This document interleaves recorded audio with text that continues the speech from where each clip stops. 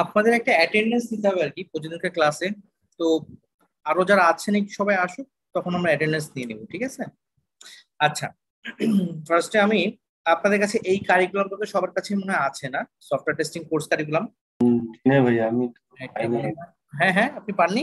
না, মনে হয় দিয়েছিল, আমি কিছু কালেকশন আচ্ছা ইয়াতে দিছিল তো।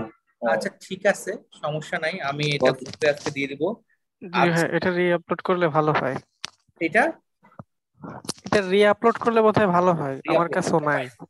আমি আপনাদের সুবিধার্থে হচ্ছে এই জুমের চ্যাট বক্সে এখন দিয়ে দিচ্ছি, এবং আমি আবার আপনাদের ইয়েতে যে ফেসবুক গ্রুপ যেটা আছে ওখানে আমি এটা দিয়ে দিব আবার, ঠিক আছে? আপাতত যদি প্রয়োজন হয় একটু এই যে আমি ইয়েতে দিয়ে দিচ্ছি, এখান থেকে একটু আপলোড করে আপনারা এখন ইউজ করেন, ঠিক আছে? জুমের চ্যাট বক্সে দেওয়া হয়েছে, আপনারা এখান থেকে নিয়ে নিতে পারেন এই মুহূর্তে। আর আমি এটা পরে আপলোড করে দিব। আর এটা হচ্ছে আমাদের মোটামুটি সিলেবাস। এখানে ইন্ট্রোডাকশনে আমরা basically software testing introduction, software development process, হ্যাঁ, টেস্টিং এর অবজেক্টিভ, টেস্টিং প্রিন্সিপাল, তারপর আমাদের এনভায়রনমেন্ট কি কি থাকে, software development life cycle, software development life cycle model গুলা, সফটওয়্যার টেস্টিং এর মেথড গুলা, সফটওয়্যার টেস্টিং এর কোন কোন লেভেল অফ টেস্টিং হয়, unit testing. Basically software testing এর চারটা লেভেল, হ্যাঁ, চারটা লেভেল আছে: ইউনিট লেভেল, দেন হচ্ছে ইন্টিগ্রেশন লেভেল, দেন হচ্ছে সিস্টেম লেভেল, আর তারপর হচ্ছে অ্যাকসেপ্টেন্স লেভেল। এই চারটা লেভেলে বেসিক্যালি সফটওয়্যার টেস্টিংটা হয়। তো এই কয়েকটা লেভেল এখানে, ইউনিট টেস্টিং, ইন্টিগ্রেশন টেস্টিং, এগুলোর অ্যাপ্রোচ বা এই টাইপের লেভেল, এই টাইপের টেস্টিং এর কিভাবে করা হয়, এই ধরনের কিছু থিওরিটিক্যাল জিনিস। তারপরে functional testing, non functional testing আমরা দেখবো, regression testing, user acceptance testing, maintenance testing. তারপর সফটওয়্যার টেস্টিং লাইফ সাইকেলে চলে যাবো। সফটওয়্যার টেস্টিং লাইফ সাইকেলে আমরা যেটা করবো সেটা হচ্ছে এই একটা অর্গানাইজেশনে একটা সফটওয়্যার টেস্টিং এর শুরু থেকে শেষ পর্যন্ত যে কাজগুলো হয়, রিকোয়ারমেন্ট অ্যানালাইসিস থেকে শুরু করে একদম টেস্ট ক্লোজার পর্যন্ত, মানে সফটওয়্যার টেস্টিং প্রসেসটা ক্লোজ করার আগ পর্যন্ত যে কাজগুলো হয় এইগুলো আমরা দেখবো। এখানে আমরা দেখবো হচ্ছে প্রত্যেকটা কাজের এগেনস্টে কি কি প্রসেস ডকুমেন্ট আমরা তৈরি করি, যেমন test plan document, test scenario document, হ্যাঁ, টেস্ট কেস ডকুমেন্ট, দেন হচ্ছে requirement traceability matrix document, defect report যেগুলো আছে, রিপোর্টিং ডকুমেন্ট গুলা। তারপর আমরা দেখবো টেস্ট কেস কিভাবে লেখে, ঠিক আছে, টেস্ট কেস কিভাবে লেখে, সেগুলো কিভাবে রিভিউ হয়। তারপর টেস্ট কেস লেখার পরে টেস্ট কেস এক্সিকিউট করে যদি কোনো টেস্ট কেস ফেল করে, সেই ফেল টেস্ট কেসের এগেনস্টে আমরা বাগ রেজ করি বা ডিফেক্ট রেজ করি। সেই বাগ রেজিং প্রসেস বা ডিফেক্ট রিপোর্টিং বা বাগ রিপোর্টিং কিভাবে করা হয় সেটা আমরা দেখবো। এরপরে লাস্টে আমরা টেস্ট ক্লোজার অ্যাক্টিভিটি দেখবো। টেস্ট ক্লোজারে আমরা কি কি ক্রাইটেরিয়ার উপর বেস করে আমরা বলতে পারি যে আমরা এখন টেস্টিং ক্লোজ করতে পারি, ঠিক আছে? আর তারপর হচ্ছে টেস্ট সামারি রিপোর্ট লেখা শিখবো, টেস্ট ক্লোজার রিপোর্ট লেখাও শিখবো। এইটা হচ্ছে আপনার গেল আমাদের মোটামুটি ম্যানুয়াল টেস্টিং এর জিনিস। ভাই, টেস্ট ক্লোজার আর টেস্ট এক্সিট কি একই জিনিস? Test closure, test exit? হ্যাঁ, মানে টেস্ট ক্লোজ মানে হচ্ছে আমি টেস্টিং শেষ করে দিচ্ছি আর কি। টেস্টিং আমি ফার্দার টেস্টিং করবো না, এখানে টেস্টিং শেষ। এই অ্যাক্টিভিটি গুলাকে, যে যে কাজগুলো আমরা এখানে করি সেগুলোকে একসাথে টেস্ট ক্লোজার অ্যাক্টিভিটি বলে আর কি।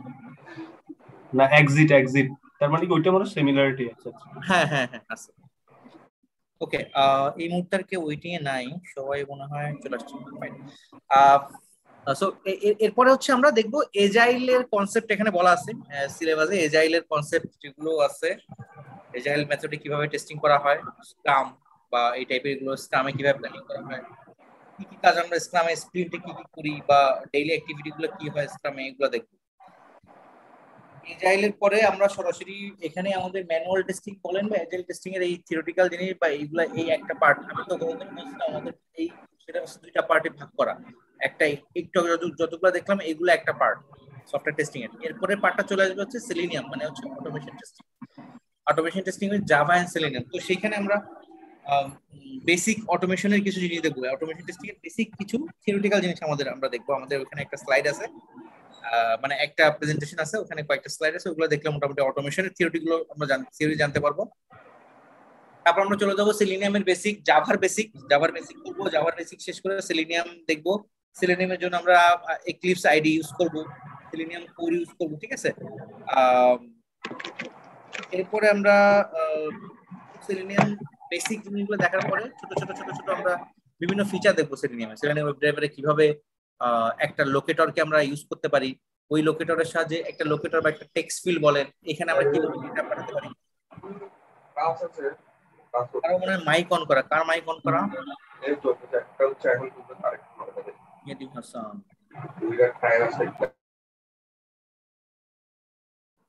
ওকে,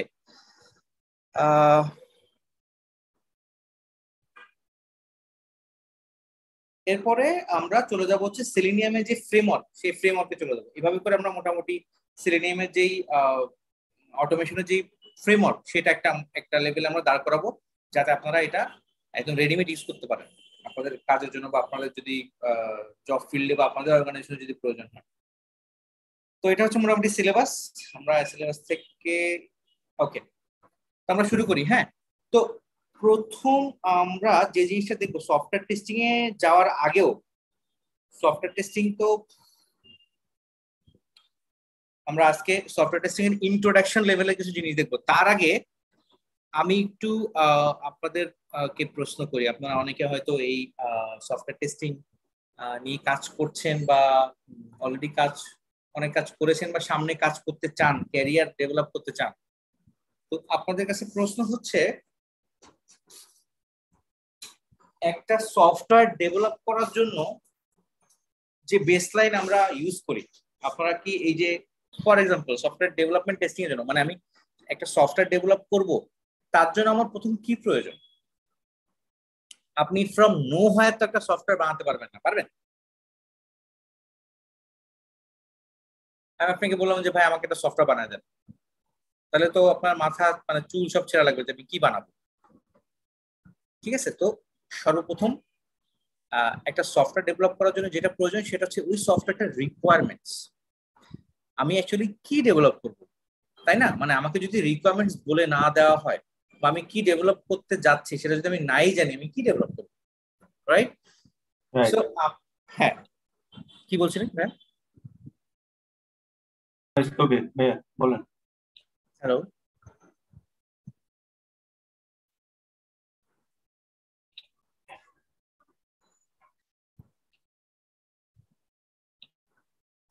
ওয়াহিদ ভাই, কিছু বলবেন আপনি? না না, সরি সরি ভাইয়া, আপনি চালিয়ে যান। ওকে ওকে, সো সফটওয়্যার ডেভেলপ করার জন্য আমাদের প্রথম প্রয়োজন হচ্ছে আমাদের রিকোয়ারমেন্টস। এখন একটা সফটওয়্যার ডেভেলপমেন্ট লাইফ সাইকেলের যে প্রসেস, হোল প্রসেস আমাদের শুরু হয় হচ্ছে, বা একটা ইনিশিয়েশন লেভেল, যখন একটা প্রজেক্ট ইনিশিয়েট হয়, একটা সফটওয়্যার ডেভেলপ করা হবে, সেটাকে ইনিশিয়েট করা হচ্ছে, ওই ইনিশিয়েশন লেভেলে যেই রিকোয়ারমেন্টস ডকুমেন্টটা তৈরি হয়, ওইটাকে বলা হয় বিজনেস রিকোয়ারমেন্ট স্পেসিফিকেশন। ঠিক আছে, কি বলা হয়? বিজনেস রিকোয়ারমেন্ট স্পেসিফিকেশন, সংক্ষেপে বলা হয় বিআরএস। বিআরএস হচ্ছে একদম আর্লি স্টেজে, একদম ইনিশিয়েশন যখন করা হয়, প্রজেক্ট ইনিশিয়েশন সময় এটা ডেভেলপ করা হয়।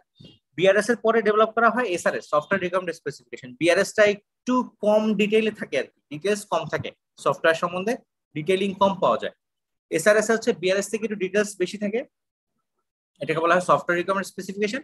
আর লাস্টে ডেভেলপ করা হয় হচ্ছে, মানে ইনিশিয়েশন তো হলো, ইনিশিয়েশনের পরে প্ল্যানিং ফেজ আছে, এসডিএলসি। সফটওয়্যার ডেভেলপমেন্ট লাইফ সাইকেলে একটা প্ল্যানিং স্টেজ আছে, সো প্ল্যানিং স্টেজে ডেভেলপ করা হয় হচ্ছে বেসিক্যালি এসআরএস আর এফআরএস। তো এসআরএস এফআরএস এই দুইটা মোটামুটি দুইটাই প্ল্যানিং স্টেজে ডেভেলপ করা হয়। এসআরএস হচ্ছে সফটওয়্যার রিকোয়ারমেন্ট স্পেসিফিকেশন, তারপরে এফআরএস হচ্ছে functional requirement specification. So software testing কি জিনিস, সফটওয়্যার টেস্টিং এর বেসিক জিনিসগুলো দেখার আগে আমাদের একটু দেখে নেওয়া উচিত এই তিনটা আসলে কিভাবে ডিফারেন্ট। মানে আমি business requirement specification, software requirement specification আর ফাংশনাল রিকোয়ারমেন্ট স্পেসিফিকেশন গুলোকে আলাদা কিভাবে করছি। ঠিক আছে, সো আসেন আমরা একটু শুরু করি। সো বিষয়টা হচ্ছে comparison between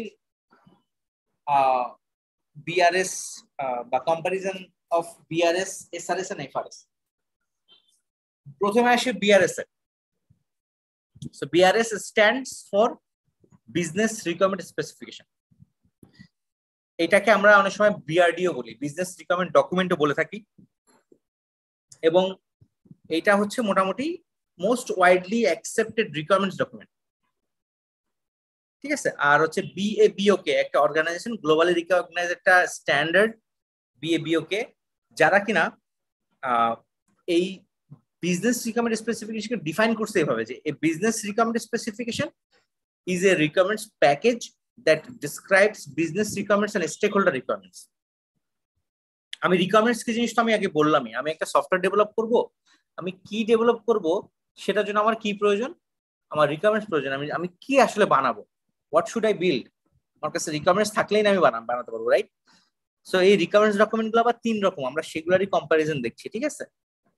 so business requirement হচ্ছে আমি বললাম একটা সফটওয়্যার ডেভেলপমেন্ট প্রজেক্টের যে এসডিএলসি, যে মোটামুটি এসডিএলসি লাইফ সাইকেল আছে, যেটা সফটওয়্যার ডেভেলপমেন্ট লাইফ সাইকেল, সেই ডেভেলপমেন্ট লাইফ সাইকেলের একদম শুরুতে ইনিশিয়েশন লেভেলে বিআরএস টা ডেভেলপ করা হয়। এটাকে কি বলতেছে, বিএবিও কে ডিফাইন করছে যে এটা একটা package that describes business requirements and stakeholder requirements. এখন প্রশ্ন হচ্ছে বিজনেস রিকোয়ারমেন্ট কি জিনিস বা স্টেক হোল্ডার রিকোয়ারমেন্টস কি জিনিস? এখন আমরা একটু নিজেরাই অ্যানালাইজ করি। ফর এক্সাম্পল, আমি ধরেন আপনারা সবাই এখানে ডেভেলপার, আমি হচ্ছি ক্লায়েন্ট, আমি চাচ্ছি আমি একটা সফটওয়্যার ডেভেলপ করতে যাচ্ছি। এখন আমি কিন্তু টেকনিক্যাল না। ফর এক্সাম্পল ধরেন যিনি সফটওয়্যারটা ডেভেলপ করবে, যিনি সফটওয়্যারের ওনার, উনি মোটেও টেকনিক্যাল কেউ না, বাট তার একটা নিড আছে, তার হয়তো কোনো একটা উদ্দেশ্য আছে বা কোনো একটা পারপাস আছে যেটাকে ফুলফিল করতে চায় উনি একটা সফটওয়্যারের মাধ্যমে, ঠিক আছে? সো উনি যখন ওনার কাছ থেকে যখন আপনি রিকোয়ারমেন্টস নেবেন, তখন কি সে টেকনিক্যাল রিকোয়ারমেন্ট দিতে পারবে? সে কিন্তু কোনো টেকনিক্যাল রিকোয়ারমেন্টস দিতে পারবে না। সে হয়তো বলতে পারবে হ্যাঁ আমার এইটা লাগবে, আমি এরকম একটা জিনিস চাই বা আমি এইটা করতে চাই। তো ওনার এই যে হাই লেভেলের জিনিস, মানে আপনি হাই লেভেল লো লেভেল আমরা কি সবাই বুঝি?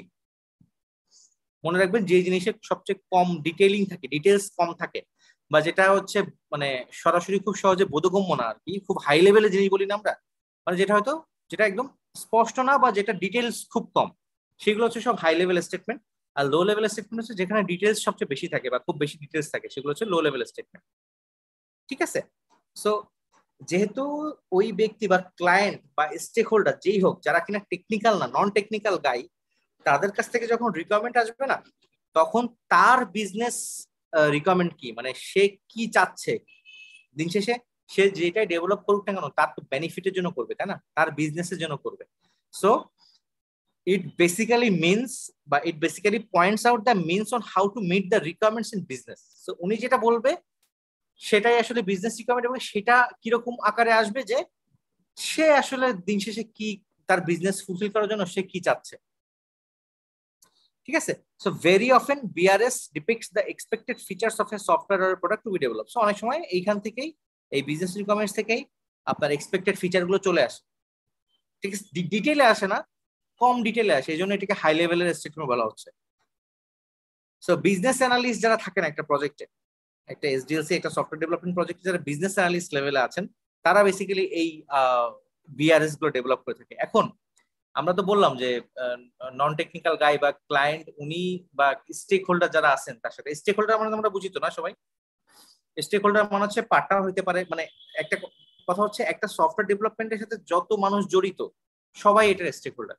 সেটা বিভিন্ন লেভেলের স্টেক হোল্ডার হতে পারে, কেউ হয়তো বিজনেস লেভেলের স্টেক হোল্ডার, কেউ হয়তো ডেভেলপমেন্টের জন্য তারা স্টেক হোল্ডার, কেউ টেস্টিং এর জন্য রেসপন্সিবল, তারা এক ধরনের স্টেক হোল্ডার, এন্ড ইউজার যারা কিনা এই সফটওয়্যারটা ইউজ করবে তারাও এক ধরনের স্টেক হোল্ডার। সো এরকম স্টেক হোল্ডার এবং ক্লায়েন্টের কাছ থেকে যে রিকমেন্ডস গুলো আসবে সেগুলো আসবে হচ্ছে বিজনেস রিকমেন্ড হিসেবে, সেগুলো খুব হাই লেভেলের রিকমেন্ডস হবে না, ওইখানে কোনো টেকনিক্যাল কথাবার্তা থাকবে না, ঠিক আছে? ওইটা একটা হাই লেভেলের তার বিজনেস কিভাবে সে মিট করবে সেটার জন্য রিকোয়ারমেন্টস। আমরা একটা এক্সাম্পল দেখি।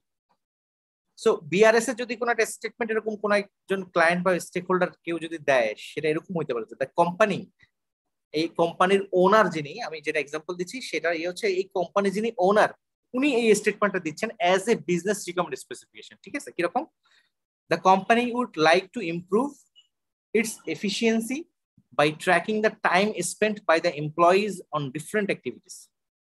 সো এখান থেকে আপনারা বুঝতেই পারতেছেন যে এই ক্লায়েন্টের বা এই ওনার, এই বিজনেস ওনার, তার একটা কোম্পানি আছে যেখানে তিনি কিছু এমপ্লয়ি হয়তো তার আছে, তার এমপ্লয়িরা তার অফিসে কাজ করে।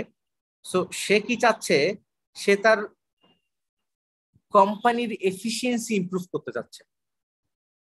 এতদিন হয়তো উনি তার এমপ্লয়িরা কাজ করতো তাদের মতো করে, উনি হয়তো কোনো ট্র্যাকিং রাখতেন না, ঠিক আছে? এমপ্লয়িরা কখন কি কাজ করতেছে, আজকে একজন এমপ্লয়ি কে তার ধরেন যদি 8 ঘন্টা অফিস টাইম হয় বা 9 ঘন্টা অফিস টাইম হয়, সে ওই 9 ঘন্টা কিভাবে স্পেন্ড করলো, কোন কাজের পিছনে কতটুকু সময় ব্যয় করলো, কয়টা থেকে কয়টা পর্যন্ত কি কি কাজ করলো, এইগুলো যদি তাকে ট্র্যাক করতে হয়, উনি এই ট্র্যাকিংটা চাচ্ছেন না, সো এই ট্র্যাকিং এর মাধ্যমে উনি ওনার কোম্পানির এফিসিয়েন্সি বাড়াতে যাচ্ছেন, ঠিক আছে। So the company would like to improve its efficiency by tracking the time spend by the employees on different activities. সে তার কোম্পানির এফিসিয়েন্সি বাড়াতে চায় কিভাবে, তার এমপ্লয়িরা তার অফিসে কিভাবে কোন সময় কিভাবে সময় স্পেন্ড করতেছে বা কোন অ্যাক্টিভিটি পিছনে কতটুকু সময় দিচ্ছে, এই টাইমটা ট্র্যাক করে। আচ্ছা, আজান আমার এখানে একদম কাছে, তো একটু আজানটা শেষ হোক। ওকে, সো স্টেটমেন্টটা তো সবাই বুঝছেন। এখন এই স্টেটমেন্ট দিয়ে আসলে কি বোঝা যাচ্ছে, যে আমি সফটওয়্যার ডেভেলপমেন্টের এখান থেকে কি বোঝা যাচ্ছে? The company would like to improve its efficiency by tracking the time spent by the employees on different activities. যদি আপনাদেরকে বলা হয় আপনারা ধরুন সফটওয়্যার ডেভেলপ করছেন বা সফটওয়্যার টেস্টিং করছেন, এই স্টেটমেন্ট দ্বারা সফটওয়্যার ডেভেলপমেন্টের কি কি জিনিস বা কি ফিচার আমি বুঝতেছি, তা কেউ কি একজন বলতে পারবেন? ওকে, সো ব্যাপারটা এমন আসলে এমনই, বিজনেস রিকমেন্ডস গুলো এরকম হাই লেভেলের হয় যেখানে ডিটেলস খুব কম থাকে। সো এখান থেকে স্পষ্ট বোঝা যাচ্ছে যে এই ভদ্রলোক উনি চান একটা সফটওয়্যার ডেভেলপ করা হোক, মানে ওনার রিকমেন্ডসটাকে আমি যদি ভেঙে ফেলি তাহলে ব্যাপারটা এরকম দাঁড়ায় যে তার এমপ্লয়ীদের সময়ে যদি ট্র্যাক করতে হয় সেটা অবশ্যই কোনো একটা সফটওয়্যারের মাধ্যমে করতে হবে, right? So we have to build a software. Okay, so সেই সফটওয়্যার বিল্ড করে সেই সফটওয়্যারের মাধ্যমে প্রত্যেকটা এমপ্লয়ীকে সেই সফটওয়্যারে অ্যাক্সেস দিতে হবে। এমপ্লয়ীরা তাদের সময় কিভাবে কোনটাতে স্পেন্ড করছে সেখানে ওনারা ইনপুট দিবেন। সো এইভাবে একটা সফটওয়্যার ডেভেলপ করার মাধ্যমে সে তার এমপ্লয়ীদের হচ্ছে টাইম ট্র্যাক করতে পারবেন, এবং দিন শেষে হয়তো এখান থেকে একটা স্ট্যাটিস্টিক্স উনি নিবেন যে কতটুকু ইমপ্রুভ হচ্ছে একজন, বা এমপ্লয়ীরা কে কতটুকু এফিশিয়েন্ট। এখান থেকে উনি একটা এফিসিয়েন্সি হয়তো বের করতে যাচ্ছেন, বা তার কোম্পানিকে আরো বেশি এফিসিয়েন্ট বানাতে যাচ্ছেন। এটা হলো উদ্দেশ্য। সো বিজনেস রিকোয়ারমেন্ট স্পেসিফিক গুলো সব এরকমই হয়, যেহেতু তারা নন টেকনিক্যাল, তারা তো টেকনিক্যাল নলেজ নাই, তারা তাদের বিজনেসের জন্য কি লাগবে সেটা তারা বলবে। বিজনেস অ্যানালিস্টের কাজ হচ্ছে ওই কথাগুলো নিয়েই সে একটা ডকুমেন্ট তৈরি করবে। সো এটা হচ্ছে BRD is usually one of the first few documents. আমাদের একটা সফটওয়্যার ডেভেলপমেন্ট লাইফ সাইকেলে একদম শুরুতে যেই ধরনের ডকুমেন্টেশন গুলো হয় বা যে কয়েকটা ডকুমেন্ট তৈরি হয় একদম একদম ইনিশিয়াল লেভেলে, তার ভিতরে বিআরএস একটা বা বিজনেস রিকোয়ারমেন্টস ডকুমেন্ট একটা। ওকে, এবং এটা কি ডিসক্রাইব করে? এটা হচ্ছে কোম্পানির হাই লেভেল গোল গুলাকে ডিসক্রাইব করে, যেটা কিনা তারা অ্যাচিভ করতে চায়, or needs they are trying to fulfil, অথবা তাদের যে নিড গুলো আছে, একটা কোম্পানির যে হাই লেভেল গোল বা যে নিড গুলো আছে সেগুলা হচ্ছে এই বিআরএস এর মাধ্যমে ফুটে ওঠার। কিভাবে তারা এই বিজনেস নিড বা গোল গুলাকে ফুলফিল করতে চায়? By creating a service or a product. এই যে এখানে যেমন তার বিজনেস নিড হচ্ছে তার কোম্পানির এফিসিয়েন্সি ইমপ্রুভ করতে হবে, সেটা কিভাবে? একটা সফটওয়্যার ডেভেলপ করে বা একটা প্রোডাক্ট ডেভেলপ করার মাধ্যমে, ঠিক আছে? ওইটা এখানে বলা হয়েছে যে BRD is usually one of the first few documents created in the project life cycle and describes a company's high level goals they are trying to achieve or needs they are trying to fulfill by creating a service or a product, ঠিক আছে? So additionally the BRD also contains the needs of a specific or group of stakeholders that will interact with the final service or a product. আমি একটু আগে বললাম একটা software ডেভেলপমেন্টের সাথে একটা সফটওয়্যারের সাথে যত মানুষ যুক্ত থাকে সবাই কোনো না কোনো ভাবে ওই সফটওয়্যার স্টেক হোল্ডার। ওকে, সো এই যে ক্লায়েন্ট বা যিনি কোম্পানির ওনার বা সফটওয়্যারের ওনার, তার বাইরেও বিভিন্ন রকম স্টেক হোল্ডার বা বিভিন্ন গ্রুপ অফ স্টেক হোল্ডার থেকেও রিকোয়ারমেন্টস আসতে পারে, যারা কিনা ওই সফটওয়্যারের সাথে ফাইনালি ইন্টারঅ্যাক্ট করবে। সেটা এন্ড ইউজার থেকেও রিকোয়ারমেন্টস আসতে পারে। ওকে, so does it answers the why part of the requirement? So একটা রিকোয়ারমেন্টস কে আমরা যে রিকোয়ারমেন্টস গুলোকে তিনটা ভাগে বা রিকোয়ারমেন্টস ডকুমেন্ট গুলোকে তিনটা ডকুমেন্ট বলতেছি। সো বেসিক্যালি রিকোয়ারমেন্টস কে আমরা যদি ভাগ করে ফেলি তিনটা পার্টে, যে why, what and how. Why the requirements are being undertaken, কেন রিকোয়ারমেন্টস গুলো আমি হাতে নিচ্ছি বা আমি কেন এই রিকোয়ারমেন্টস গুলো আমার প্রয়োজন, এটা হলো why পার্ট। ওয়ার্ড পার্ট হচ্ছে এই রিকোয়ারমেন্টস গুলো ফুলফিল করার জন্য বা আমার বিজনেস নিড ফুলফিল করার জন্য আমার কি কি তৈরি করতে হবে, কি কি ফিচার লাগবে, সেগুলো হচ্ছে হোয়াট পার্ট। আর হাউ হচ্ছে আমি এই ফিচার গুলো বা এই রিকোয়ারমেন্টস গুলোকে কিভাবে ডেভেলপ করব, সেটা হচ্ছে হাউ পার্ট। এই তিনটা পার্টের ওয়াই পার্টের আনসার দেওয়া হচ্ছে এই বিজনেস রিকোয়ারমেন্ট স্পেসিফিকেশন, ঠিক আছে? Why the requirements are being undertaken and what results are expected from the system. So আমি কেন এই রিকোয়ারমেন্টস গুলো নিচ্ছি এবং এই রিকোয়ারমেন্টস গুলোর মাধ্যমে বা এই সিস্টেম ডেভেলপ করার পরে এই সিস্টেম থেকে আমি কি কি আউটকাম পাবো বা কি ধরনের আমার রেজাল্ট আসবে। So it should be noted that all the future requirements. So একবার আপনি সফটওয়্যারের বিজনেস রিকোয়ারমেন্টস ডকুমেন্ট তৈরি করে ফেললেন, সেটাকে সুন্দরভাবে রিভিউ করলেন, রিভিউ করে এটাকে ফাইনাল করলেন। সো একটা বিআরডি বা বিআরএস আপনার কাছে এখন আছে। ভবিষ্যতে ইন ফিউচার যদি ইট should be noted that all the future requirements, ফিউচারে যদি কোনো রিকোয়ারমেন্টস আসে, যদি কোনো রিকোয়ারমেন্টস বা কোনো এনহ্যান্সমেন্ট আসে, নতুন রিকোয়ারমেন্টস বা এক্সিস্টিং যে রিকোয়ারমেন্টস গুলো আছে বা যে ফিচার গুলো আছে সেখানে যদি কোনো এনহ্যান্সমেন্ট আসে বা কোনো ধরনের চেঞ্জ রিকোয়েস্ট আসে, ঠিক আছে, তো এই ধরনের ইয়েগুলো নতুন কোনো রিকোয়ারমেন্টস হোক, কোনো ধরনের চেঞ্জ হোক, এগুলো সবই ওই বিআরএস এর যে কোম্পানির যে গোলগুলো আছে, বিআরএস এর ভিতরে কোম্পানির যে হাই লেভেল গোল বা যে বিজনেস গোলগুলো ডিফাইন করা আছে সেগুলার থেকে জাস্টিফাইড হতে হবে সেগুলো দ্বারা। ওকে, সেটাই এখানে বলতেছে যে মানে আপনি এমন কোন রিকোয়ারমেন্টস নতুন নিয়ে আসতে পারবেন না যেটা বিজনেস গোলের সাথে সামঞ্জস্যপূর্ণ নয়। ঠিক আছে, বিআরএস এ তো সেই বিজনেস গোলগুলো বা সেই বিজনেস রিকোয়ারমেন্ট গুলো আসবে। সো ওই বিজনেস রিকোয়ারমেন্টস এর উপরে ইয়ে করেই আপনাকে নতুন নতুন রিকোয়ারমেন্টস বলেন বা কোনো চেঞ্জ বলেন সেগুলো করতে হবে। সো ওটা এখানে বলা হয়েছে যে it should be noted that all the future requirements, enhancement and change request against the project should be justified by the company's goals and needs listed in the BRD. ঠিক আছে, বিআরডি সবসময় হচ্ছে একজন বিজনেস অ্যানালিস্ট প্রিপেয়ার করেন on the project and is created after performing an analysis of the client company and talking to the client stakeholders. So basically একজন business analyst যিনি এই প্রজেক্টে বিজনেস অ্যানালিস্ট হিসেবে দায়িত্ব পালন করেন, তার কাজ হচ্ছে ওই যে ওনার বা যে ক্লায়েন্ট সফটওয়্যার তার সাথে বসা, ওই সফটওয়্যারের আদার্স যারা আরো স্টেক হোল্ডার আছে তাদের সাথে বসা, মিটিং করা, মিটিং করে তাদের কাছ থেকে এই রিকোয়ারমেন্টস গুলোকে বের করে নিয়ে আসা যে তারা কি চাচ্ছে বা কি ডেভেলপ করতে যাচ্ছে। হ্যাঁ, so once the BRD is prepared, একবার বিআরডি যখন প্রিপেয়ার হয়ে গেল এটাকে রিভিউ করা হয় ক্লায়েন্টের মাধ্যমে, এটাকে রিভিউ করে একটা সাইন অফ নেওয়া হয়। সাইন অফ নেওয়া মানে হচ্ছে হ্যাঁ it's fine, it's good to go. Client যিনি ওনার তিনি এটা রিভিউ করে এটাকে একটা গ্রিন সিগন্যাল দিবেন যে হ্যাঁ এই এই এই বিআরডি ডকুমেন্টটাকে এখন অ্যাপ্রুভ করা যায়।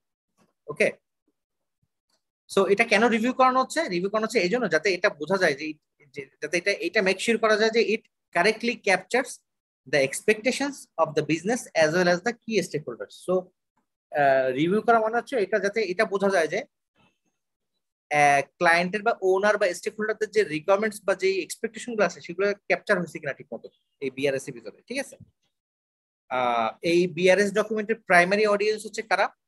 প্রজেক্টের যারা স্পন্সর আছেন তারা, প্রজেক্টের যারা হায়ার ম্যানেজমেন্ট আছে তারা, প্রজেক্টের মিডল ম্যানেজমেন্টে যারা আছেন এবং অ্যানালিস্ট লেভেলে যারা আছেন, বিজনেস অ্যানালিস্ট, সিস্টেম অ্যানালিস্ট, এনারা হচ্ছে এই বিআরডি বা বিআরএস এর প্রাইমারি অডিয়েন্স বা তারা তাদের আসলে কাজে লাগে এই ডকুমেন্টটা।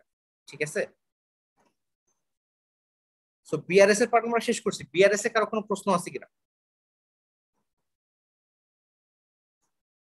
বা মানে জিনিসটা আসলে বোঝা যাচ্ছে কিনা, আমরা কি জিনিস নিয়ে আলোচনা করছি সেটা সবার বোধগম্য হচ্ছে কিনা? যদি কারো কোনো কনফিউশন থাকে please any time any question.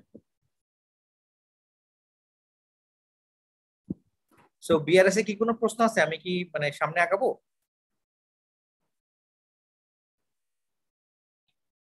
আপনার আচ্ছা, সবাই শুনতে পাচ্ছেন তো না আপনারা? জি। সো একটা রিকোয়েস্ট হচ্ছে যদি কখনো মনে হয় যে আমার কথা ডিস্টোর্ট হয়ে হচ্ছে বা কথা কেটে যাচ্ছে, শুনতে পাননি, একটু কেউ একজন বলবেন, তাহলে আমি আবার রিপিট করব। ঠিক আছে, ওকে, সো আমরা আগাই। সো বিআরএস এ আমরা কিসের আনসার পেলাম? হোয়াই এর আনসার পেলাম। হোয়াই, আমার তিনটা যে পার্ট ছিল, why, what and how. So why এর আমরা আনসার পেলাম যে আমি কেন রিকোয়ারমেন্টস গুলাকে আমি নিচ্ছি আর কি, বা রিকোয়ারমেন্টস গুলো কেন ডিফাইন করছি। এরপরে হোয়াই পার্টের আনসার হয়ে গেলে আমাদের কাজ হচ্ছে হোয়াট পার্টের আনসার দেওয়া বা হোয়াট পার্টের আনসার বের করা। সো প্রজেক্ট আমি কেন নিলাম হাতে বা কেন আমার কি প্রয়োজন, আমার বিজনেস গোল কি, এগুলো তো বিআরডিবি তে চলে আসলো। Now it's time to document what requirements must be fulfil. এখন আমি জানি যে আমার বিজনেস নিড কি। ঠিক আছে, সো আমার এখন আমার এই বিজনেস নিড গুলো বা আমার বিজনেস গোল গুলোকে ফুলফিল করতে গেলে আমার কি কি রিকোয়ারমেন্টস বা কি কি ফিচার ডেভেলপ করা প্রয়োজন সেগুলাই আসবে হচ্ছে এসআরএস এর ভিতরে। ঠিক আছে, so SRS stands for software requirement specification. Software requirements specification এটাকে যদি আমি ফর্মালি ডিফাইন করি তাহলে ব্যাপারটা ডেফিনেশনটা এরকম হয় যে software requirement specification document is a detailed and structured requirements document that contains the functional requirements. So এতক্ষণ আমরা বিজনেস রিলেটেড সব জিনিসপত্র ছিলাম, বিজনেস গোল বা বিজনেস রিকোয়ারমেন্টস এগুলোতে ছিলাম। এখন আমরা চলে আসবে ওই বিজনেস রিকোয়ারমেন্টস কে ভেঙে ফেলবো, বিআরএস কে একটু ভেঙে ফেলবো, ভেঙে ফেলে একটু ডিটেইলে চলে যাবো আমরা। তখন কি আসবে, এসআরএস চলে আসবে। এসআরএস এ পরিণত করবো আর কি। হ্যাঁ, এসআরএস এ কি থাকবে, ওই সফটওয়্যারের এবার ফাংশনাল রিকোয়ারমেন্টস থাকবে। এখন ফাংশনাল রিকোয়ারমেন্টস কি জিনিস?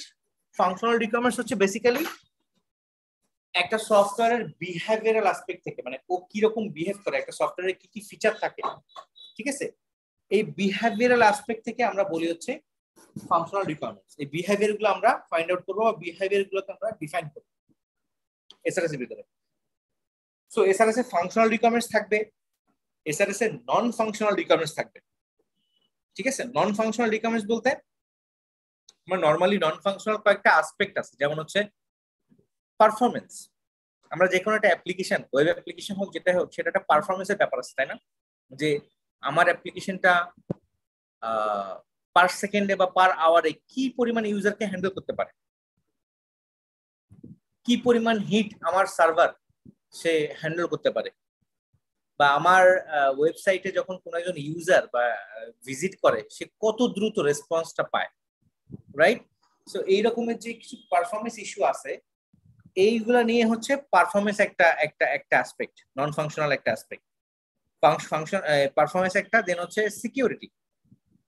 আমার সফটওয়্যারটা বা আমার অ্যাপ্লিকেশনটা বাইরের কোনো আনঅথরাইজড অ্যাক্সেস থেকে কতটা সিকিউর, আমার সফটওয়্যারকে হ্যাক করা যায় কিনা, বা আমার অ্যাপ্লিকেশনকে বাইরে থেকে হ্যাক করা যায় কিনা, ঠিক আছে, বা আমার সফটওয়্যারে যে ডেটা আছে সেই ডেটা সিকিউরিটি কতটুকু, ডেটা ব্রিচ হয় কিনা, কোনো ব্রিচ হওয়ার সম্ভাবনা আছে কিনা, এই যে ব্যাপারগুলো আছে এগুলো সব security aspect. So performance, security, এই দুটো গেল। আরেকটা হচ্ছে ইউজেবিলিটি।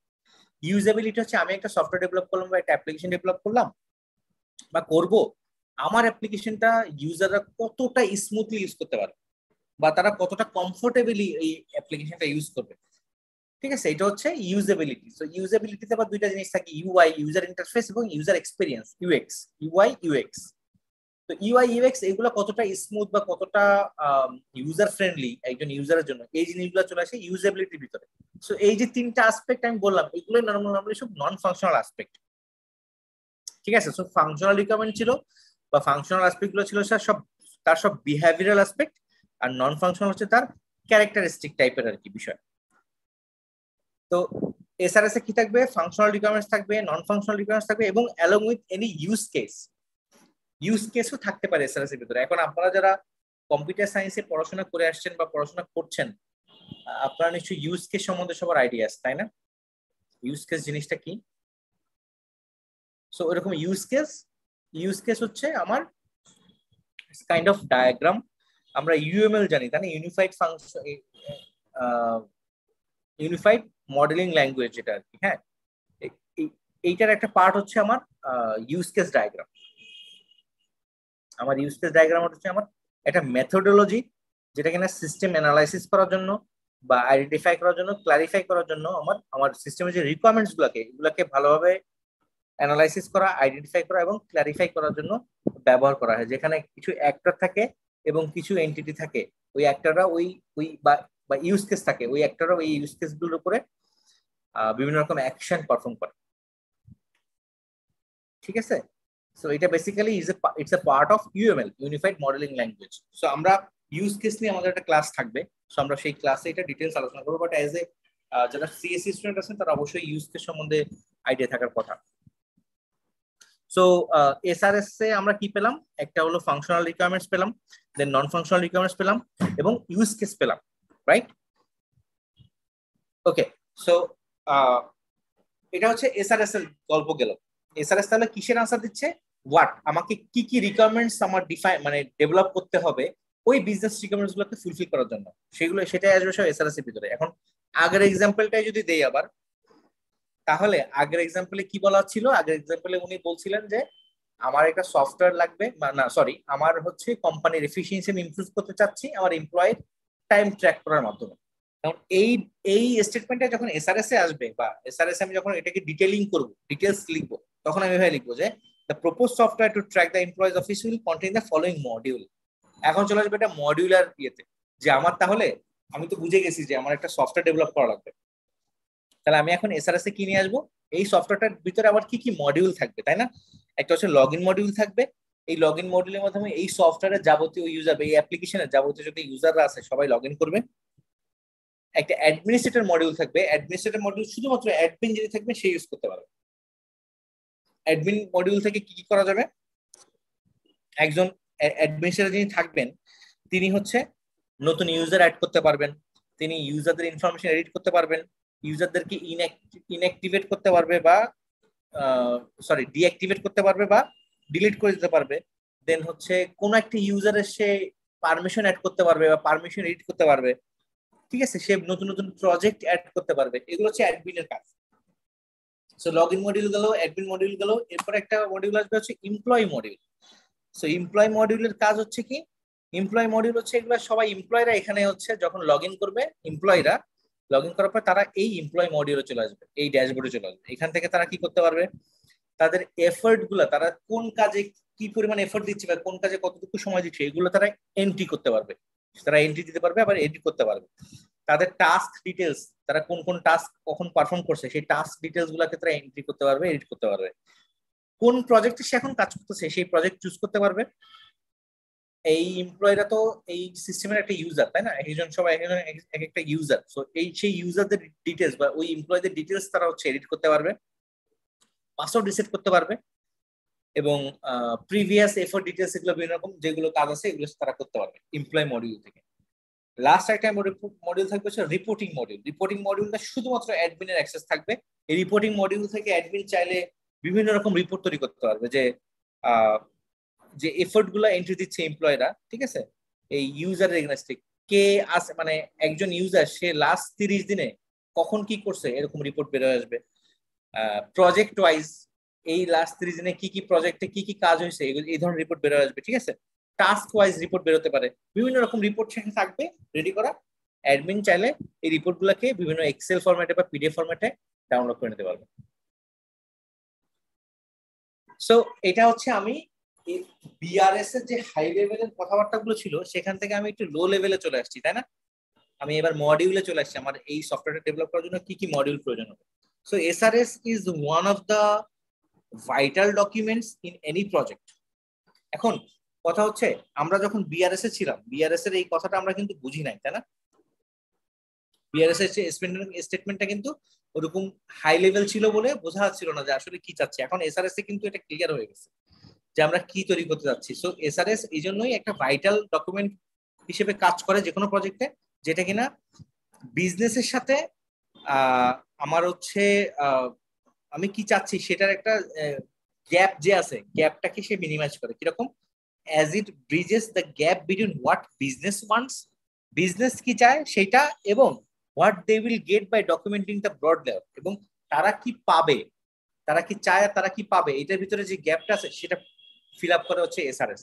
কিভাবে ফিল আপ করে? Documenting the broad layout, characteristics and workflows of the software being developed.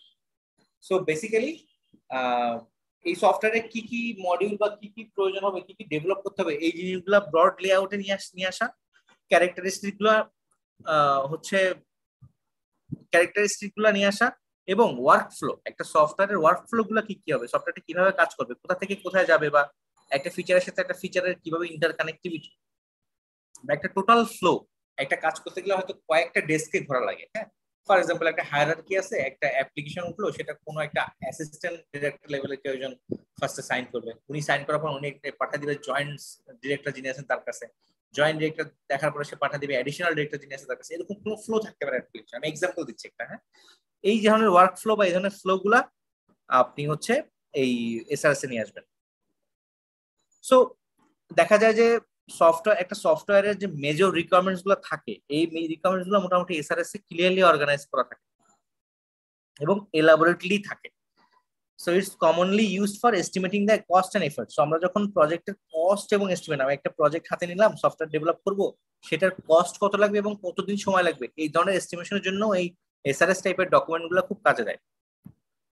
ঠিক আছে, সো আপনি চাইলে এসআরএস ডকুমেন্টের উপর ভিত্তি করে আপনি একটা সফটওয়্যার ডেভেলপমেন্টের কস্ট এবং এফর্ট বের করে ফেলতে পারেন। At times, it's even used as a contractually binding document between two parties. Even এমনও হয় যে যখন একটা সফটওয়্যার ডেভেলপমেন্ট নিয়ে চুক্তি হয়, সফটওয়্যার ডেভেলপমেন্টে যখন কোনো দুই পার্টির ভিতরে চুক্তি হয়, যারা ডেভেলপ করাবে আর যারা ডেভেলপ করবে, এই চুক্তির হিসেবেও, বাইন্ডিং ডকুমেন্ট হিসেবেও বা এগ্রিমেন্টের একটা বাইন্ডিং ডকুমেন্ট হিসেবেও এই এসআরএস ইউজ হতে পারে। সো এটা ছিল হচ্ছে এসআরএস এর কিছু কথা। লাস্ট একটা জিনিস আছে, you can view an SRS as a document that elaborates the BRD's high level statement. So BRD যে হাই লেভেল স্টেটমেন্ট ছিল বা BRS এর যে হাই লেভেল স্টেটমেন্ট ছিল, সেটাকে SRS এ কিসে পরিণত করা হয়েছে? মডিউল, সাব মডিউল এবং feature, without going in depth on each and every page. So প্রত্যেকটা পেজের ডেপথে না গিয়ে আমি ওই বিআরডির হাই লেভেল স্টেটমেন্ট গুলাকে মডিউল, সাব মডিউল এবং ফিচারে ভাগ করে ফেললাম, যেগুলো কিনা এসআরএস আমি নিয়ে চলে আসছি। সো এসআরএস বেসিক্যালি প্রিপেয়ার করা হচ্ছে সিস্টেম অ্যানালিস্ট। একটা প্রজেক্টে যিনি সিস্টেম অ্যানালিস্ট হিসেবে থাকেন, উনি বেসিক্যালি এসআরএস প্রিপেয়ার করেন। However, in case a systems analyst is not available, যদি কখনো কোনো প্রজেক্টে সিস্টেম অ্যানালিস্ট অ্যাভেলেবল না থাকেন, তো বিজনেস অ্যানালিস্ট এটা প্রিপেয়ার করতে পারে। ঠিক আছে, বিজনেস অ্যানালিস্ট প্রিপেয়ার করতে পারে। To prepare N SRS, the analyst has to conduct requirement elaboration session. তো নরমালি একজন সিস্টেম অ্যানালিস্ট যিনি এসআরএস প্রিপেয়ার করবেন, তাকে কি কাজ করতে হবে? তাকে রিলেভেন্ট যে স্টেক হোল্ডার আছে বা যে ওনাররা আছেন, তাদের সাথে মিটিং করে বসতে হবে। বসে তাদের এই যে আসপেক্ট গুলো, বিভিন্ন বিজনেস বা বিআরএস টা নিয়েও বসা যেতে পারে, বিআরএস নিয়ে, এবং তারা কি চায় সেই আসপেক্ট গুলাকে অ্যানালাইজ করে প্রত্যেকটা রিকোয়ারমেন্টস কে লিস্ট ডাউন করতে হবে এগেইনস্ট ইচ অফ দেম। ঠিক আছে, আমার যে বিজনেস রিকোয়ারমেন্ট আছে তার এগেইনস্টে আমার প্রত্যেকটা সফটওয়্যার রিকোয়ারমেন্টস কে আমার লিস্ট ডাউন করতে হবে। এটা অ্যানালিস্টের কাজ, সিস্টেম অ্যানালিস্টের কাজ। এবং সবসময় মনে রাখতে হবে, you have to make sure বা ইউ হ্যাভ টু এনশিওর, যে system analyst has to ensure যে every listed requirement in SRS, আপনি এসআরএস এর যে রিকোয়ারমেন্টস গুলোকে লিস্ট ডাউন করছেন, সেগুলো যাতে অবশ্যই বিআরএস এর অবজেক্টিভ গুলোকে ফুলফিল করে। ঠিক আছে, বিআরএস এর যে বিজনেস অবজেক্টিভ গুলো আছে বা বিজনেস গোল গুলো আছে, সেগুলোকে যাতে ফুলফিল করে। So the primary audience of the SRS are the project manager. একটা প্রজেক্টে যারা ম্যানেজার আছেন তারা হচ্ছে primary audience. SME, subject matter expertise বা এক্সপার্টস, যারা ওই ডোমেইনে এক্সপার্ট তারা।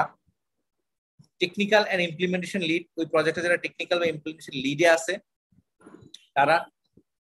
সো এনারা হচ্ছে বেসিক্যালি এই এসআরএস এর প্রাইমারি অডিয়েন্স। এসআরএস কে আরো কয়েকটা নাম আছে, আমরা প্রোডাক্ট রিকোয়ারমেন্টস ডকুমেন্টও বলতে পারি, পিআরডি, আবার সিস্টেম রিকোয়ারমেন্টস ডকুমেন্টও বলতে পারি, বা system requirements specification. Software requirements স্পেসিফিকেশনও বলতে পারি, সিস্টেম রিকোয়ারমেন্টস স্পেসিফিকেশনও বলতে পারি। সো এখানে একটা নোট আছে যে কি, অনেক সময় দেখা যায় যে অর্গানাইজেশন ফেজে ডিপেন্ড করে, সব অর্গানাইজেশন সবগুলা ডকুমেন্ট হয়তো মেনটেন করে না, কারণ হয়তো এগুলা, কারণ একটা ডকুমেন্ট তৈরি করতে গেলে তার পিছনে এফোর্ট আছে, কস্ট আছে, তাই না? সো সব অর্গানাইজেশন হয়তো এগুলা এফোর্ডও করে না, ছোট অর্গানাইজেশন গুলা। তো তারা কি করে, কিছু কিছু অর্গানাইজেশন বা স্মল প্রজেক্টের জন্য, ছোট ছোট প্রজেক্টের জন্য তারা এসআরএস ক্রিয়েট না করে তাদের যে বিআরএস বা বিআরডি যেটা আছে সেইটাকে অ্যাকোমোডেট করে ওই বিআরএস এর ভিতরেই ফাংশনাল, নন ফাংশনাল রিকোয়ারমেন্টস গুলো ঢুকায় বা ইউজ কেস ডিটেইল ঢুকায় দিয়ে এটাকে এসআরএস হিসেবে ব্যবহার করে। সো এটা গেল এসআরএস এর গল্প। সো এসআরএস এ কি কারো কোনো প্রশ্ন আছে কিনা? আমরা বিআরএস দেখলাম, বিআরএস আমরা হোয়াই পার্টের আনসার পেলাম, আর এখানে এসআরএস এসে আমরা হোয়াট পার্টের আনসার পেলাম। So, is there any question on SRS, software requirement specification? Excuse me ভাইয়া, জি ভাই বলছি। জি ভাই বলেন প্লিজ। ফাংশনাল রিকোয়ারমেন্ট যেটা বলছিলেন, এটা একটু যদি আবার বলতেন আমার ডিস্টার্ব কি। নন ফাংশনালটা বুঝছি এসআরএস এর মধ্যে। ওয়াইদ ভাই, আপনি ফাংশনাল রিকোয়ারমেন্টস কি জিনিস এটা বুঝতে পারেননি? হ্যাঁ হ্যাঁ, একটু যদি আবার বলতেন আর কি একটু। আচ্ছা, ফাংশনাল রিকোয়ারমেন্টস হচ্ছে একটা সফটওয়্যারের বিহেভিয়ার, মানে নন ফাংশনাল তো বুঝছেন, নন ফাংশনাল সিকিউরিটি পারফরম্যান্স এগুলো গেল। ফাংশনাল হচ্ছে আপনি চিন্তা করেন এভাবে, আপনি ফেসবুক ইউজ করেন, তাই না? ফেসবুকে যে কাজগুলো করেন এগুলাই সব তার ফাংশনাল ফিচার্স বা তার সব ফাংশনাল রিকোয়ারমেন্ট। আপনি একটা পোস্ট করতে পারেন ফেসবুকে, সো এই পোস্ট করা হচ্ছে একটা ফিচার ছিল ফেসবুকের। বা একটা রিকোয়ারমেন্টস ছিল, এগুলো সব ফাংশনাল রিকোয়ারমেন্টস। আপনি ফেসবুকে একটা ছবি আপলোড করতে পারেন, এটা তার একটা ফাংশনাল রিকোয়ারমেন্ট। আচ্ছা আচ্ছা। ফেসবুকে লগ ইন করতে পারেন, এটা একটা ফাংশনাল রিকোয়ারমেন্টস। এখন এরকম রিকোয়ারমেন্ট যদি থাকে, আপনি ফেসবুকে লগ ইন করতে 2 সেকেন্ডের বেশি সময় নিতে পারবেন না, এটা হচ্ছে তার পারফরমেন্স রিলেটেড রিকোয়ারমেন্ট, নন ফাংশনাল রিকোয়ারমেন্টস। বুঝতে পারছেন? হ্যাঁ লগ ইন করতে পারেন ফেসবুকে, এটা হচ্ছে ফেসবুকের ফাংশনাল রিকোয়ারমেন্ট বা ফেসবুক যে অ্যাপ্লিকেশন, সেই অ্যাপ্লিকেশন বা সফটওয়্যারের ফাংশনাল রিকোয়ারমেন্টস। আর হচ্ছে রিকোয়ারমেন্ট, আর আপনি ফেসবুকের লগ ইনের জন্য 1 সেকেন্ডের বেশি সময় নিতে পারবেন না, 1 সেকেন্ডের ভিতর লগ ইন করে ড্যাশবোর্ডে ঢুকতে হবে, এটা হচ্ছে তার পারফরমেন্স রিলেটেড রিকোয়ারমেন্ট। আমার কাছে মনে হচ্ছে যেন ফাংশন ও ফাংশন কেন জানি একসাথে হয়ে যাচ্ছে। যেমন আচ্ছা, একসাথে একসাথে করা যাবে না, এখন কি ক্লিয়ার? আমি যেমন একটা কমেন্টস করলাম ওয়েবসাইট, তো কমেন্টসটা এখানে নন ফাংশনাল হতে পারে। না না না না, কমেন্টস করবেন, কমেন্টস করা এটা তার একটা বিহেভিয়ার ওই সফটওয়্যার, এটাও আচ্ছা আচ্ছা, ফাংশনাল রিকোয়ারমেন্ট। সেটাই। সেটাই। বাট একটা কমেন্ট পোস্ট হইতে দেখা গেল 1 মিনিট ধরে ঘুরতেছে, ঘুরে ঘুরে ঘুরে 1 মিনিট পরে পোস্ট হলো, এটা তার পারফরমেন্স রিকোয়ারমেন্ট বা নন ফাংশনাল রিকোয়ারমেন্ট হতে পারে, যে এটা কমেন্টটা পোস্ট করার সময় খুব কম সময়ের ভিতরে কমেন্টটা পোস্ট হয়ে যেতে হবে। বুঝাতে পারছি? জি ভাই, ঠিক। আবার এমন হতে পারে যে আপনি লগ ইন করা একটা ফাংশনাল রিকোয়ারমেন্ট, কিন্তু ওই লগ ইন ফর্মটা কিভাবে ডিজাইন হবে, ওই বাটনটা কোথায় থাকলে ভালো লাগে, বা বাটনটা কোথায় থাকলে ইউজারের জন্য বেশি মানে ইউজফুল হয় বা খুব সুবিধা হয়, এগুলো হচ্ছে তার UI UX related. UI UX, ঠিক আছে। ঠিক আছে, এগুলো ইউজেবিলিটি রিকোয়ারমেন্ট। বুঝাতে পারছি? হ্যাঁ রাইট, ঠিক আছে ভাই। ওকে,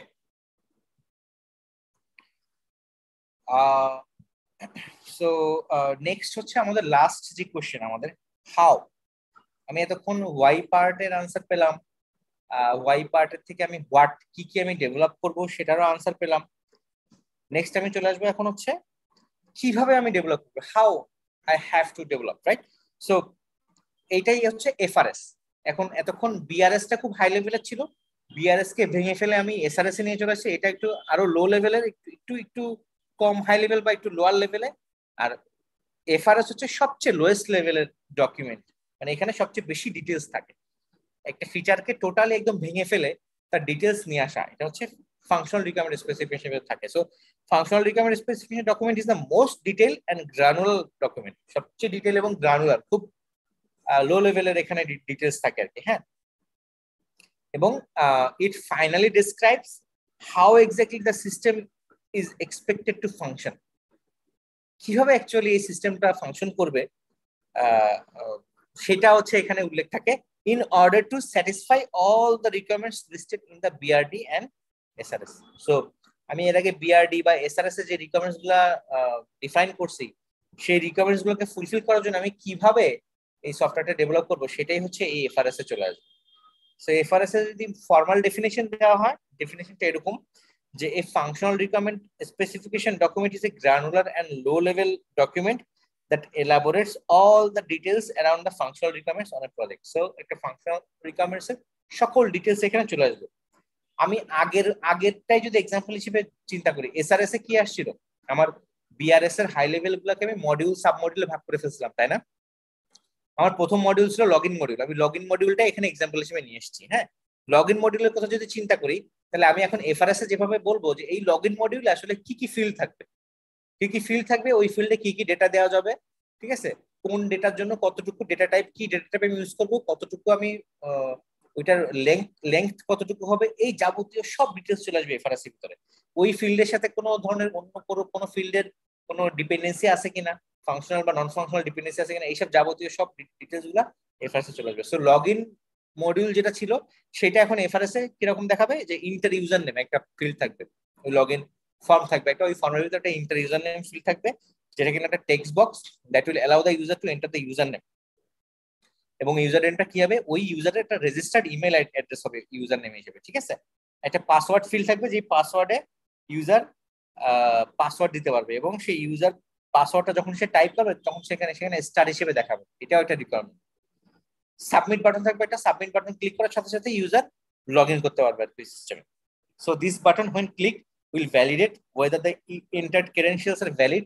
So যখনই সাবমিট বাটন মানে লগইন বাটন আর কি, যেটাকে বলবো লগইন বাটন বলি আমরা, সো এরকম লগইন বাটন যখন ক্লিক করবে তখন সে ভ্যালিডেট করবে যে এই ইউজার নেম আর পাসওয়ার্ড আসলে ম্যাচ করে কিনা বা আমার ডেটাবেজে আছে কিনা।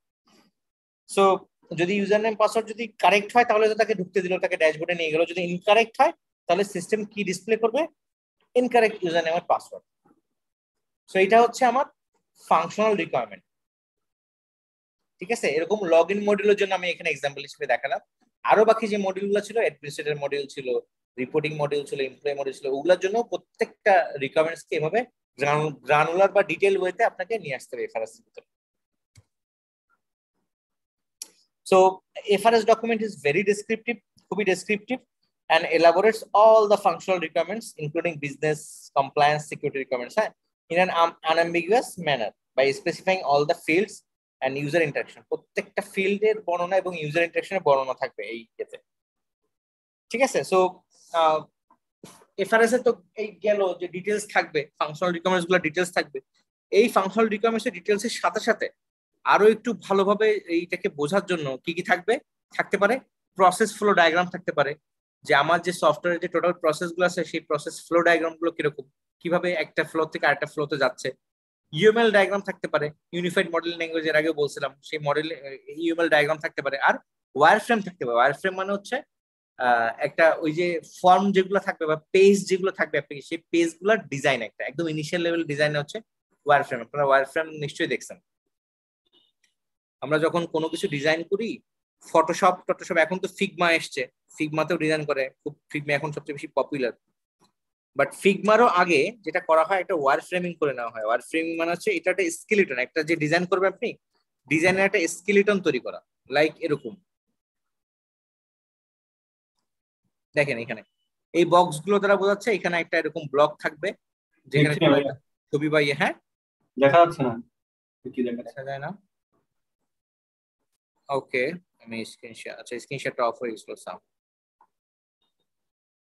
এই যে ওয়ার ফ্রেমিংটা কাইন্ড অফ এরকম দেখা যায় এখন। এখানে দেখেন, হ্যাঁ এখানে ওয়ার ফ্রেমিংটা বেসিক্যালি ব্ল্যাক কালারের হয়, যেখানে নরমালি কি কি আসলে ফিল্ড বা কি কি ধরনের এলিমেন্ট থাকবে সেগুলোর একটা স্কেচ করা হয় ওয়ার ফ্রেমিং এ। তারপরে এই স্কেচ গুলোকে কালারের মাধ্যমে ফিগমাতে বা ফটোশপে বা ইলাস্ট্রেটরে ডিজাইন করা হয়। সো এই টাইপের ওয়ার ফ্রেমিং থাকতে পারে। এই যেগুলো সব ওয়ার ফ্রেমিং। ঠিক আছে, কি কি কি কি কি কি এলিমেন্ট থাকবে আর কি, টেক্সট ফিল্ড বা ছবি, ইমেজ বা কোন একটা লিংক বা কোন একটা মেনু, এরকম। সো এটা গেল ওয়ার ফ্রেমিং। সো এরকম ওয়ার ফ্রেম থাকতে পারে। Okay, so it should be noted that the FRS document is created from the perspective of a user. So একজন এন্ড ইউজার যারা কিনা হচ্ছে এই সফটওয়্যারটা দিন শেষে ইউজ করবে, অ্যাপ্লিকেশনটা ইউজ করবে, তাদের পার্সপেক্টিভ থেকে চিন্তা করে আসলে এফআরএস টা ডেভেলপ করা হয়। এবং এফআরএস ডেসক্রাইব করে কি, how the software will behave when an external user interacts with it. যখন একটা এক্সটার্নাল ইউজার ইন্টারঅ্যাক্ট করবে ওই সফটওয়্যার বা অ্যাপ্লিকেশনের সাথে, তখন সে কিরকম বিহেভ করবে সেই জিনিসগুলাই ডেসক্রাইব করা হয় একটা এফআরএস এর ভিতরে। সো এফআরএস নরমালি রেফার করা হয় হচ্ছে ডেভেলপমেন্ট টিম। ডেভেলপমেন্ট টিমে এফআরএস দেখে আসলে ডেভেলপমেন্ট করে, যে তাদের কি কি বিল্ড করা লাগবে, তাদের কি কি তৈরি করা লাগবে। তো ডেভেলপমেন্ট টিমের কাছে কেন এটা ইউজফুল, যে by the development to understand what exactly they have to build, তাদেরকে কি তৈরি করতে হবে, এটা ডেভেলপমেন্ট টিম এফআরএস দেখে বুঝবে। আর টেস্টিং বা কিউএ টিম যারা আছে তারা এটা কেন লাগে তাদের, যে to know what are the different test scenarios and test cases on which the software should be tested. তারা এটা কেন ইউজ করবে, তারা এখানে এটা থেকে বুঝতে পারবে যে তাদের কি কি সিনারিও আছে টেস্টিং এর জন্য এবং কি কি টেস্ট কেস আছে যেগুলোর উপর বেস করে তারা এই সফটওয়্যার টেস্টিংটা করবে। সো এটা গেল হচ্ছে আপনার FRS. The FRS is prepared by business or system, মানে বিজনেস অ্যানালিস্ট বা সিস্টেম অ্যানালিস্ট যে কোনো একজন এফআরএস প্রিপেয়ার করতে পারে। এবং ফাইনালি একজন প্রজেক্ট ম্যানেজার দ্বারা এটা রিভিউ করা হয় এবং সেটা ক্লায়েন্টের সাথে শেয়ার করে একটা ফাইনাল রিভিউ নেওয়া হয় এবং একটা স্ট্যান্ডার্ড বা বেসলাইন ডকুমেন্ট হিসেবে এটা ইউজ করা হয়। প্রাইমারি অডিয়েন্স কারা? এফআরএস এর প্রাইমারি অডিয়েন্স হচ্ছে যারা টেকনিক্যাল লিড হিসেবে থাকেন একটা প্রজেক্টে, ডেভেলপমেন্ট টিমে যারা থাকেন এবং টেস্টিং টিমে যারা থাকেন, এরা হচ্ছে সবাই এই এফআরএস এর প্রাইমারি অডিয়েন্স। এফআরএস এর আরো কিছু নাম আছে, যেমন এটাকে এফআরএস তো বলছি, সাথে এটাকে এফএসডিও বলা যায়, ফাংশনাল স্পেসিফিকেশন ডকুমেন্ট হিসেবেও বলা যায়, ফাংশনাল স্পেক এফএস হিসেবেও বলা যায়, প্রোডাক্ট স্পেসিফিকেশন হিসেবে আমরা বলতে পারি এবং ফাংশনাল স্পেকস হিসেবেও বলা যায়। সো গেল এফআরএস। এফআরএস নিয়ে কারো কোনো প্রশ্ন বা কোনো ধরনের কুইরি আছে কিনা? ওকে, যদি কারো কোনো প্রশ্ন না থাকে আমরা লাস্ট একটা স্লাইড আছে আমাদের হাতে, যেটা হচ্ছে কিনা একটা ট্যাবুলার কম্পারিজন। আমরা এতক্ষণ যে জিনিসগুলো পড়লাম সেগুলো একটা জাস্ট ইন এ নাটশেল আমরা একটা ট্যাবুলার কম্পারিজন দেখবো যে বিআরএস, এসআরএস, এফআরএস এর ভিতরে কিরকম ডিফারেন্স আছে। আসলে আদার নেম দিয়ে একটা ক্যাটাগরি করা আছে। আদার নেম হচ্ছে বিআরএস এর বিজনেস রিকোয়ারমেন্ট ডকুমেন্ট হিসেবে বলা যায়। এসআরএস হচ্ছে product requirements document, system requirements specification. FRS এ ফাংশনাল স্পেসিফিকেশন ডকুমেন্ট বলা যায়, প্রোডাক্ট স্পেসিফিকেশন ডকুমেন্ট বলা যায়, ফাংশনাল স্পেকও বলা যায়। কে ক্রিয়েট করে? Created by BRS. ক্রিয়েট করে হচ্ছে বিজনেস অ্যানালিস্ট, এসআরএস ক্রিয়েট করে হচ্ছে বিজনেস বা সিস্টেম অ্যানালিস্টের একজন, এফআরএস ক্রিয়েট করে হচ্ছে বিজনেস বা সিস্টেম অ্যানালিস্ট বা ইমপ্লিমেন্টেশন লিড। ঠিক আছে, বিআরএস এ কি কন্টেন্ট থাকে? High level business and stakeholder requirements. High লেভেলের যে বিজনেস এবং স্টেক হোল্ডার রিকোয়ারমেন্টস থাকে সেগুলো থাকে বিআরএস এর ভিতরে। এসআরএস এর ভিতরে থাকে হচ্ছে detail functional and non functional requirements. SRS এর ভিতরে কি থাকে? ফাংশনাল এবং নন ফাংশনাল ডিটেইলস রিকোয়ারমেন্টস থাকে এবং ইউজ কেস থাকে। এফআরএস এ কি থাকে? আরো ডিটেইলস লেভেলের হচ্ছে ফাংশনাল রিকোয়ারমেন্টস থাকবে, ডেটা ফ্লো বা প্রসেস ফ্লো ডায়াগ্রাম থাকবে এবং ইউএমএল ডায়াগ্রাম থাকতে পারে। আর বিআরএস হচ্ছে ইউজ করে কারা? Upper and middle management basically BRS use করে। এসআরএস ইউজ করে হচ্ছে প্রজেক্ট ম্যানেজার যারা আছে, সাবজেক্ট ম্যাটার এক্সপার্ট যারা আছেন, টেকনিক্যাল ইমপ্লিমেন্টেশন লিড যারা আছেন। ঠিক আছে, এফআরএস ইউজ করা হচ্ছে টেকনিক্যাল লিড যারা আছেন, ডেভেলপমেন্ট টিমের মেম্বাররা এবং টেস্টিং টিমের মেম্বাররা। কোনটাকে কোন ফেজে ডিফাইন করা হয়? বিআরএস ডিফাইন করা হয় একটা প্রজেক্টের ইনিশিয়েশন ফেজে, যখন প্রজেক্টটা ইনিশিয়েট করা হয় বা শুরু করা হয়। ঠিক আছে, ওই প্রজেক্টের এসডিএলসি ফেজে যখন প্ল্যানিং করা হয়, প্ল্যানিং ফেজে ডেভেলপ করা হয় হচ্ছে এসআরএস এবং এফআরএস। বিআরএস হচ্ছে একটা রিকোয়ারমেন্টস এর হোয়াই পার্টের আনসার দেয় যে কেন আমি এই রিকোয়ারমেন্টস গুলোকে আন্ডারটেকেন হলো বা আন্ডারটেক করলাম। এসআরএস আনসার দেয় হচ্ছে হোয়াট পার্টের, আমি কি কি রিকোয়ারমেন্টস ফুলফিল করব to satisfy the business needs. আর এফআরএস আনসার করে হচ্ছে how exactly the system is expected to function. হলো এফআরএস এটার আনসার দেয়। এক্সাম্পল হচ্ছে ওই যে improve efficiency by tracking the employee time in office, এটা হচ্ছে বিআরএস এর একটা স্টেটমেন্ট। এসআরএস এ এইটাকেই আমরা ভাগ করে ফেলি মডিউল, সাব মডিউল এবং ফিচারে, যেটা কিনা propose software will contain following modules: log in, admin, employ and reporting. আর এফআরএস হচ্ছে log in module will contain fields like enter user name, password and submit button. So এটা হচ্ছে আমার tabular comparison. আমরা সফটওয়্যার টেস্টিং এর জন্য বা software testing এর সময় যেই 3 রকমের রিকোয়ারমেন্টস ডকুমেন্ট আমরা প্রিপেয়ার করি বা ইউজ করি সেগুলোর আমরা একটা কম্পারিজন এবং সুন্দর একটা ডেসক্রিপশন দেখলাম। আপনাদের কি কারোর কোনো প্রশ্ন আছে কিনা বা কোনো কনফিউশন আছে কিনা প্লিজ?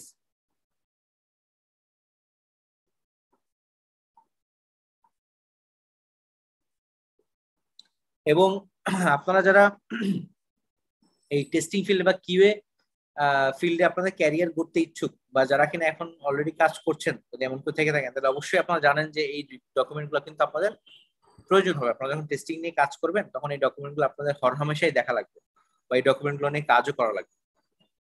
সো আমরা থিওরিটিক্যালি যেটা পড়ছি এটা দেখা গেলো প্র্যাকটিক্যালি আপনাকে হয়তো ডেভেলপও করতে হতে পারে। একটা রিকোয়ারমেন্টস ডকুমেন্ট আপনাকে ডেভেলপ করতে হচ্ছে ক্লায়েন্টের জন্য। যদিও এখানে স্ট্যান্ডার্ড বলা আছে যে বিজনেস অ্যানালিস্ট প্রিপেয়ার করে, বুঝেন তো বাংলাদেশে সফটওয়্যার কোম্পানি তো আসলে এত ম্যান পাওয়ার বা এত ইয়া নাই যে একজন বিজনেস অ্যানালিস্ট হায়ার করবে। তো দেখা যাবে যে এই টেস্টিং টিম বা ডেভেলপমেন্ট টিম দিয়েই করাচ্ছে। সো সেই সুবাদে হয়তো কোনো এক সময় আপনি চাকরির সুবাদে আপনার হয়তো করাও লাগতে পারে। সো একটু জেনে রাখলেন কি জিনিস। আমরা প্রত্যেকটা এই বিজনেস রিকোয়ারমেন্ট এবং এসআরএস এবং এফআরএস এর টেমপ্লেটও দেখব যে আসলে এর ভিতরে কি কি জিনিস থাকে। ঠিক আছে, তাহলে আপনারা আরো ভালো আইডিয়া পাবেন। সো আজকে আমরা যতটুকু পড়লাম বিআরএস, এসআরএস এবং এফআরএস এর যে কম্পারিজন বা এগুলো ডিটেলস, সেখানে কারোর যদি কোনো কনফিউশন বা কারো যদি কোনো অসুবিধা হয়ে থাকে বা বুঝতে পারে না এরকম থাকে তাহলে একটু বললে আমরা আবার ক্লারিফাই করব। যদি এই মুহূর্তে মনে না পড়ে বা যদি মনে হচ্ছে কনফিউজড আছেন একটু একটু পরে করলেন কোশ্চেন, যে যদি কোনো কনফিউশন থাকে বা যদি মনে করেন নেক্সট ক্লাসে করবেন। So I am open to answer all the questions.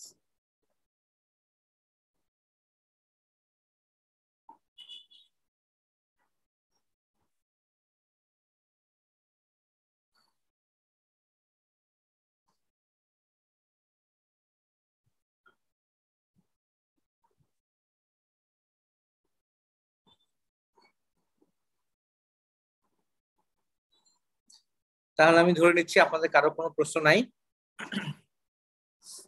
So আমি এখন যেটা করব, আপনাদের অ্যাটেন্ডেন্সটা নিয়ে নেব।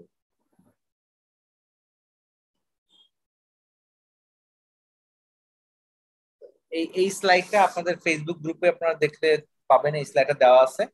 স্লাইডটা আপনারা নিয়ে নেন। আর আমরা একটা ব্রেকে যাব এখন, ঠিক আছে? আমরা একটা 15 মিনিটসের ব্রেক নিব। ব্রেক নিয়ে আমরা তারপর সফটওয়্যার টেস্টিং এর ইন্ট্রোডাকশন আর কি শুরু করব। তো এই ভাই ব্রেকের একটা ভিতরে প্রশ্ন ছিল। জি প্লিজ। সরি ইন্টারাপ্ট করার জন্য। জি আচ্ছা sure. ভাই, আপনাদের ফেসবুক পেজে অ্যাকচুয়ালি যেটা দেখা যায় ওটা হচ্ছে আপনাদের এই ভিডিও গুলা শেয়ার করেন, তো হ্যাঁ হ্যাঁ স্লাইড গুলো যদি আপনারা আমাদের হোয়াটসঅ্যাপ গ্রুপে যদি একটু সেন্ড করতেন ভাই, এটা অনেক ভালো হইতো ভাই। আচ্ছা, বেশি flexible হতো হোয়াটসঅ্যাপ ভাই। গ্রুপে সেন্ড করা লাগবে। হ্যাঁ অ্যাকচুয়ালি ভাই ওটা। হ্যাঁ, আমি না হোয়াটসঅ্যাপ গ্রুপে নাই আপনাদের সাথে। হ্যাঁ ঠিক আছে, আমি ভাইদেরকে বলে দিব। ঠিক আছে, ভাইয়ারা যারা আছেন ওনাদেরকে বলে দিব যাতে আমি আর ফেসবুক ফেসবুক গ্রুপে গ্রুপে দেওয়ার তো পরে ভাই ওনারা অ্যাকচুয়ালি হোয়াটসঅ্যাপে দিয়ে দেবে। ভিডিও গুলা থাকে, মানে স্লাইড গুলো যদি থাকতো তাহলে সুন্দর করে কভার করে পড়া যেত বা স্লাইড একটা গুলো ডাউনলোড। কিন্তু ফেসবুক গ্রুপে আমি দিচ্ছি, এগুলোকে আপনি হোয়াটসঅ্যাপে লাগবে, তাই তো? তাই বলতে চাচ্ছেন?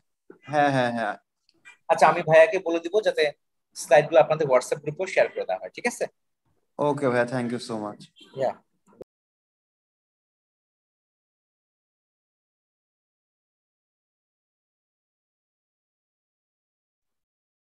তাহলে আমরা শুরু করি আবার। হ্যাঁ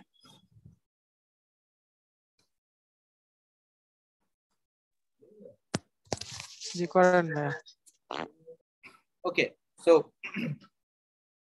আমরা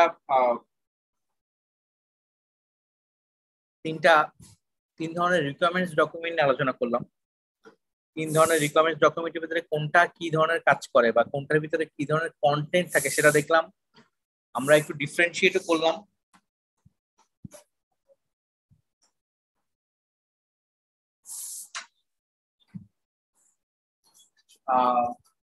এখন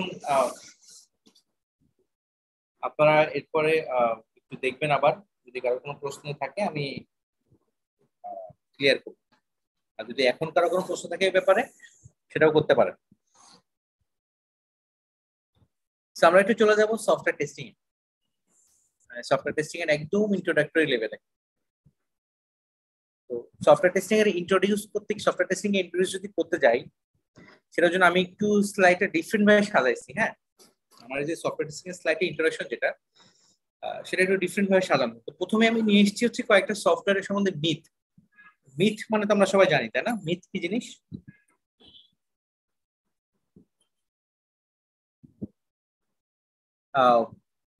মিথের ভালো বাংলা হচ্ছে পৌরাণিক কথা বা আহ, পুরা কথা বা হ্যাঁ গূঢ় অর্থপূর্ণ কাহিনী বা এই টাইপের কিছু থাকে না আমাদের, কিছু কুসংস্কার বলা যায় না, বাট মানে শোনা যায় এরকম, এরকম এরকম আছে, এখানে অমুক আছে বা এখানে এরকম হয়, আমরা শোনা যায় এরকম মানুষের মুখে। তো এগুলো হচ্ছে মিথ। হ্যাঁ, পৌরাণিক কথা বা অতি কথা, পুরা কথা যেটাকে বলি আমরা। তো সফটওয়্যার টেস্টিং নিয়ে আমরা যে মিথ গুলো বেসিক্যালি আমাদের মানে ইন্ডাস্ট্রিতে আছে বা আমরা বই খাতায় পাই আর কি, এরকম যে there is a myth that if we were really good at programming, একটা মিথ এরকম আছে যে আমরা যদি আসলেই প্রোগ্রামিং এ ওইভাবে ভালো হতাম অত বেশি, বা আসলেই আমরা যদি পারফেক্ট হতাম, এক কথায় there would be no bugs to catch, আমি যদি পারফেক্ট প্রোগ্রামিং করতে পারতাম, সো সেখানে আসলে কোনো বাগ অ্যারাইজই হতো না, আমি বাগ ধরতেই পারতাম না, কোনো বাগ হতোই না সেখানে।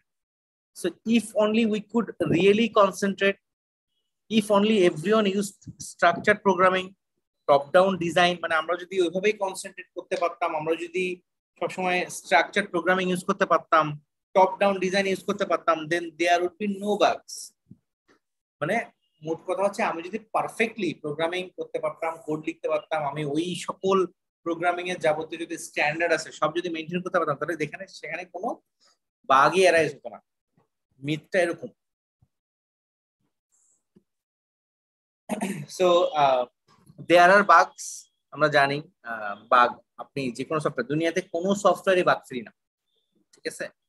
ইভেন আমরা যত যত সফটওয়্যার প্রতিনিয়ত ইউজ করি, ঠিক আছে, right, no system is safe, একজন কে বললেন, রিয়াজ হোসেন ভাই, right. So no system is safe. আমরা কারেন্টলি আমরা প্রতিনিয়তই বিভিন্ন রকম, আমরা কিন্তু সবাই কম বেশি ইন্টারনেটে অনেক কিছু ইউজ করি, তাই না? অনেক সিস্টেম, অনেক ধরনের অ্যাপ্লিকেশন আমরা ইউজ করি প্রতিনিয়ত। তার ভিতরে আমার মনে হয় আমার সাথে সবাই এগ্রি করবেন, সবচেয়ে বেশি ব্যবহার করি আমরা ফেসবুক। হয়তো কারো কারো ক্ষেত্রে সেটা ইনস্টাগ্রাম হতে পারে, কারো কারো ক্ষেত্রে সেটা হয়তো টুইটার হতে পারে। ওকে, সো মোটামুটি আমরা এই ধরনের সোশ্যাল মিডিয়া সবচেয়ে বেশি ইউজ করি। তারপরে আমাদের দরকারি আরো জিনিস আছে যেগুলো আমরা গুগল ইউজ করি আমরা রেগুলার প্রতিনিয়ত, কেউ না সবাই কম বেশি প্রতিদিন কয়েকবার গুগলে আমরা যাই, আমাদের যে কোনো কিছু জানার প্রয়োজন আমরা গুগলকে তখন স্মরণ করি বা আমরা ইউজ করি। তো দেখা যাবে যত সিস্টেম এই দুনিয়াতে আছে আসলে কোনো সিস্টেমই কিন্তু 100% সেফ না। গুগলও বুকে হাত রেখে বলতে পারবে না যে আমি 100% সেফ, ফেসবুকও বলতে পারবে না। কারণ কোথাও না কোথাও কোনো না কোনো জায়গায় হয়তো এমন কোন একটা ফল্ট আছে যে ফল্টটা এখনো আসলে এক্সিকিউট হয় নাই, রাইট? এমন ফল্ট থাকতে পারে যেটা এখনো হয়তো এক্সিকিউট হয় নাই, বা কোনো একটা লাইনস অফ কোড। এখানে তো এই ধরনের অ্যাপ্লিকেশনগুলোতে millions of lines of code আছে, সোর্স কোড আছে। তো দেখা যাবে এমন একটা সোর্স কোডের কোনো একটা লাইন বা কোনো একটা ব্রাঞ্চ আছে যেই ব্রাঞ্চে আসলে এখনো যে ব্রাঞ্চটা বা যে ওই লাইনস অফ কোডটা হয়তো এক্সিকিউট হয়ই নাই এখনো, হতেই পারে। তো দেখা যাবে ওই লাইনে হয়তো কোনো একটা ফল্ট আছে। বাই চান্স যদি ওই লাইনের জন্য যেই লজিক, সেই লজিক কখনো যদি অ্যাপ্লাই হয়ে যায়, তাহলে ওই লাইনস অফ কোড এক্সিকিউট হবে। এক্সিকিউট হলে ওখানে যেহেতু ফল্ট আছে একটা ফেইলিওর হবে, তখন ওই দিন বোঝা যাবে যে আসলে এখানে একটা ফেইলিওর ছিল। সো কোনো সফটওয়্যারই পারফেক্ট না, বা কোনো সফটওয়্যারই পারফেক্টলি ফাংশনাল না। এবং একই সাথে রিয়াজ ভাইয়ের সাথে আমি বলতে চাই কোনো সফটওয়্যার বা কোনো সিস্টেমই আসলে 100% সেফ না। ফাংশনাল এরর বা বাগ বলেন বা সিকিউরিটি ভালনারেবিলিটি বলেন, এগুলো থাকবেই, এগুলাই পার্ট অ্যান্ড মানে পার্ট আমাদের সফটওয়্যার অ্যাপ্লিকেশনের part. So there are bugs, the myth says because we are bad what we do. এখন এখানে উপরে যে কথাটা বললো যে যদি কেউ প্রোগ্রামিং এ ভালো হয়, যদি কেউ এত বেশি কনসেন্ট্রেট করে যে কোনো ধরনের ভুল করবে না, কিন্তু আমরা তো হিউম্যান বিং রে ভাই। দিন শেষে at the end of the day আমরা সবাই কি হিউম্যান বিং। একজন প্রোগ্রামার দেখা গেল 9টা 5টা অফিস করতেছে, সে কোড লিখতেছে, মানে কোড লিখে যাচ্ছে, লাইন্স অফ কোড লিখে যাচ্ছে, সে তো হিউম্যান বিং। তার একটুখানি কনসেন্ট্রেশন ব্রেক হতেই পারে। তো সেখানেই হয়তো কনসেন্ট্রেশন ব্রেক হওয়ার ফলে হয়তো সেখানে দেখা যাবে সে একটা ভুল করে ফেলছে। এরকমই হয় আসলে, যেহেতু প্রোগ্রামাররা, ডেভেলপাররা, টেস্টাররা সবাই রক্ত মাংসে গড়া মানুষ, তাদের তো ভুল হবে, এটাই সব। সো আলটিমেটলি পারফেকশন জিনিসটা আসলে এখানে কখনোই হবে না। সো আমরা যেটা করি সেখানে আমাদের কোনো কিছু না কিছু ফল্ট থাকবে। So we are bad what we do, and if we are bad at it we should feel guilty about it. এবং যদি আমরা ওইটাই মনে করি যে হ্যাঁ আমাদের কিছু ভুল আছে বা আমাদের এখানে কিছু মানে ফল্ট আছে বা ইয়ে আছে, আমরা পারফেক্ট না, তো আমাদের তো অবশ্যই গিলটি ফিল করা উচিত, তাই না? So therefore testing and test case design is an admission of failure. So আপনি যখনই টেস্টিং করবেন আপনার সফটওয়্যার, আপনি সফটওয়্যার ডেভেলপ করছেন, আপনি যদি মানে একদম 100% কনফার্মেশন দিয়ে বলতে পারেন যে আমার এই সফটওয়্যারে কোনো বাগ নাই, এটা 100% একটা ওয়ার্কিং সফটওয়্যার, তাহলে সেটা ডিফারেন্ট ইস্যু। কিন্তু দেখা যাবে যে যখন আপনি টেস্টিং করাবেন, তার মানেই হচ্ছে আপনি ফেইলুয়ার আছে বা বাগ আছে সেই ইন্টেন্ট নিয়েই আপনি টেস্টিংটা শুরু করতেছেন। তার মানে testing and test case design is an admission of failure. আপনি অ্যাডমিট করে নিচ্ছেন যে এখানে ফেইলুয়ার আছে, which instills a goodly dose of guilt, যেটা কিনা আমাদের ভিতরে একটা কিছু গিল্টের ইয়ে আর কি জেনারেট হয়, বা কিছু গিল্ট এখানে অ্যারাইজ হয়, right? and the tedium of testing is just punishment for our errors. So tedium মানে হচ্ছে ক্লান্তি, মানে ক্লান্তির যে ব্যাপারটা, মানে একটা বোরিং যে ব্যাপার বা ক্লান্তিময়তা বলতে পারেন আর কি। সো এই টিডিএমের যে ব্যাপারটা হচ্ছে যে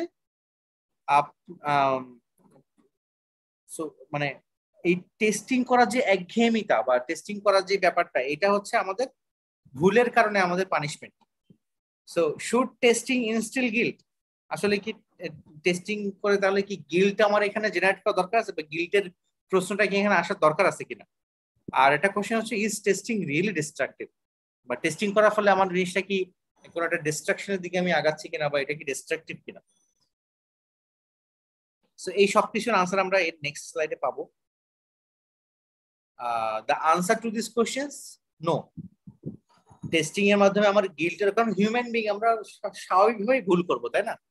সো ভুল করব বলেই বাগ সেখানে থাকবে সফটওয়্যারে, আমি জানি, এজন্যই আমরা টেস্টিং করব। টেস্টিং উদ্দেশ্য হচ্ছে আমরা এই বাগগুলোকে ফাইন্ড আউট করব, সেগুলোকে রিজলভ করব, এবং at the end of the day আমি একটা কোয়ালিটি প্রোডাক্ট ডেলিভারি দিব। এখানে গিল্টের আসলে কোনো জায়গা নেই, রাইট? সো ওটা এখানে বলা হয়েছে যে, এরপর আসি, এটা গেল সফটওয়্যার টেস্টিং সম্বন্ধে যে মিথ বা যেগুলো আছে সেগুলো নিয়ে একটু আলোচনা করলাম। এরপরে আসি হচ্ছে what is software testing basically. So software testing কি জিনিস সেটা জানতে গেলে আমরা শুরু করি, let's start with a few things that it is not, মানে সফটওয়্যার টেস্টিং যেটা না আর কি সেটা দিয়ে শুরু করি। So software testing is not finding every single defect. আপনি সফটওয়্যার টেস্টিং করে আসলে কখনোই এভরি সিঙ্গেল ডিফেক্ট সব ফাইন্ড আউট করতে পারবেন না, বা এটা আপনার কাজও না, সফটওয়্যার টেস্টিং আমরা এটা করিও না। So it's not randomly pressing buttons hoping that something will break. ঠিক আছে, সফটওয়্যার টেস্টিং এমন না যে র্যান্ডমলি আপনি কিছু বাটন চেপে চুপে দেখতেছেন সফটওয়্যার কি কাজ করে, বা আপনি আশা করতেছেন যে সামথিং কিছুটা ব্রেক করবে বা কিছুটা ভেঙে যাবে, রাইট? সফটওয়্যারটা ব্রেক করবে, সফটওয়্যার ফেল করবে, ব্যাপারটা এরকমও না। It's not hoping that something will break period. ঠিক আছে, আপনি যদি আশা করে থাকেন যে আমি কিছু না কিছু করে একটু এদিক ওদিক করে একটা এই সফটওয়্যারটাকে ব্রেক করতে পারবো, সফটওয়্যার টেস্টিং ওই জিনিস না।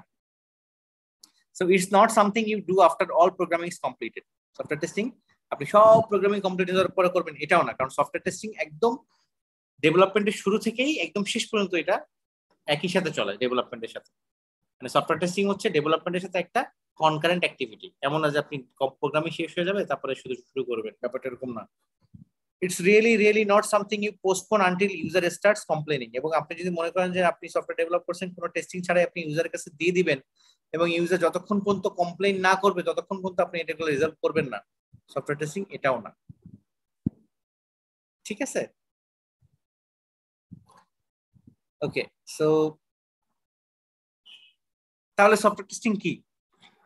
So at a high level, যদি হাই লেভেলে বলি, software testing is a way of providing an estimate of software quality to stakeholders. So স্টেকহোল্ডারদেরকে একটা সফটওয়্যার কোয়ালিটি সম্বন্ধে একটা এস্টিমেশন দেওয়া, যে সফটওয়্যার টেস্টিং এর মানে সফটওয়্যারের কোয়ালিটিটা কেমন হতে পারে, সফটওয়্যারের কোয়ালিটি সম্বন্ধে একটা এস্টিমেশন প্রোভাইড করা।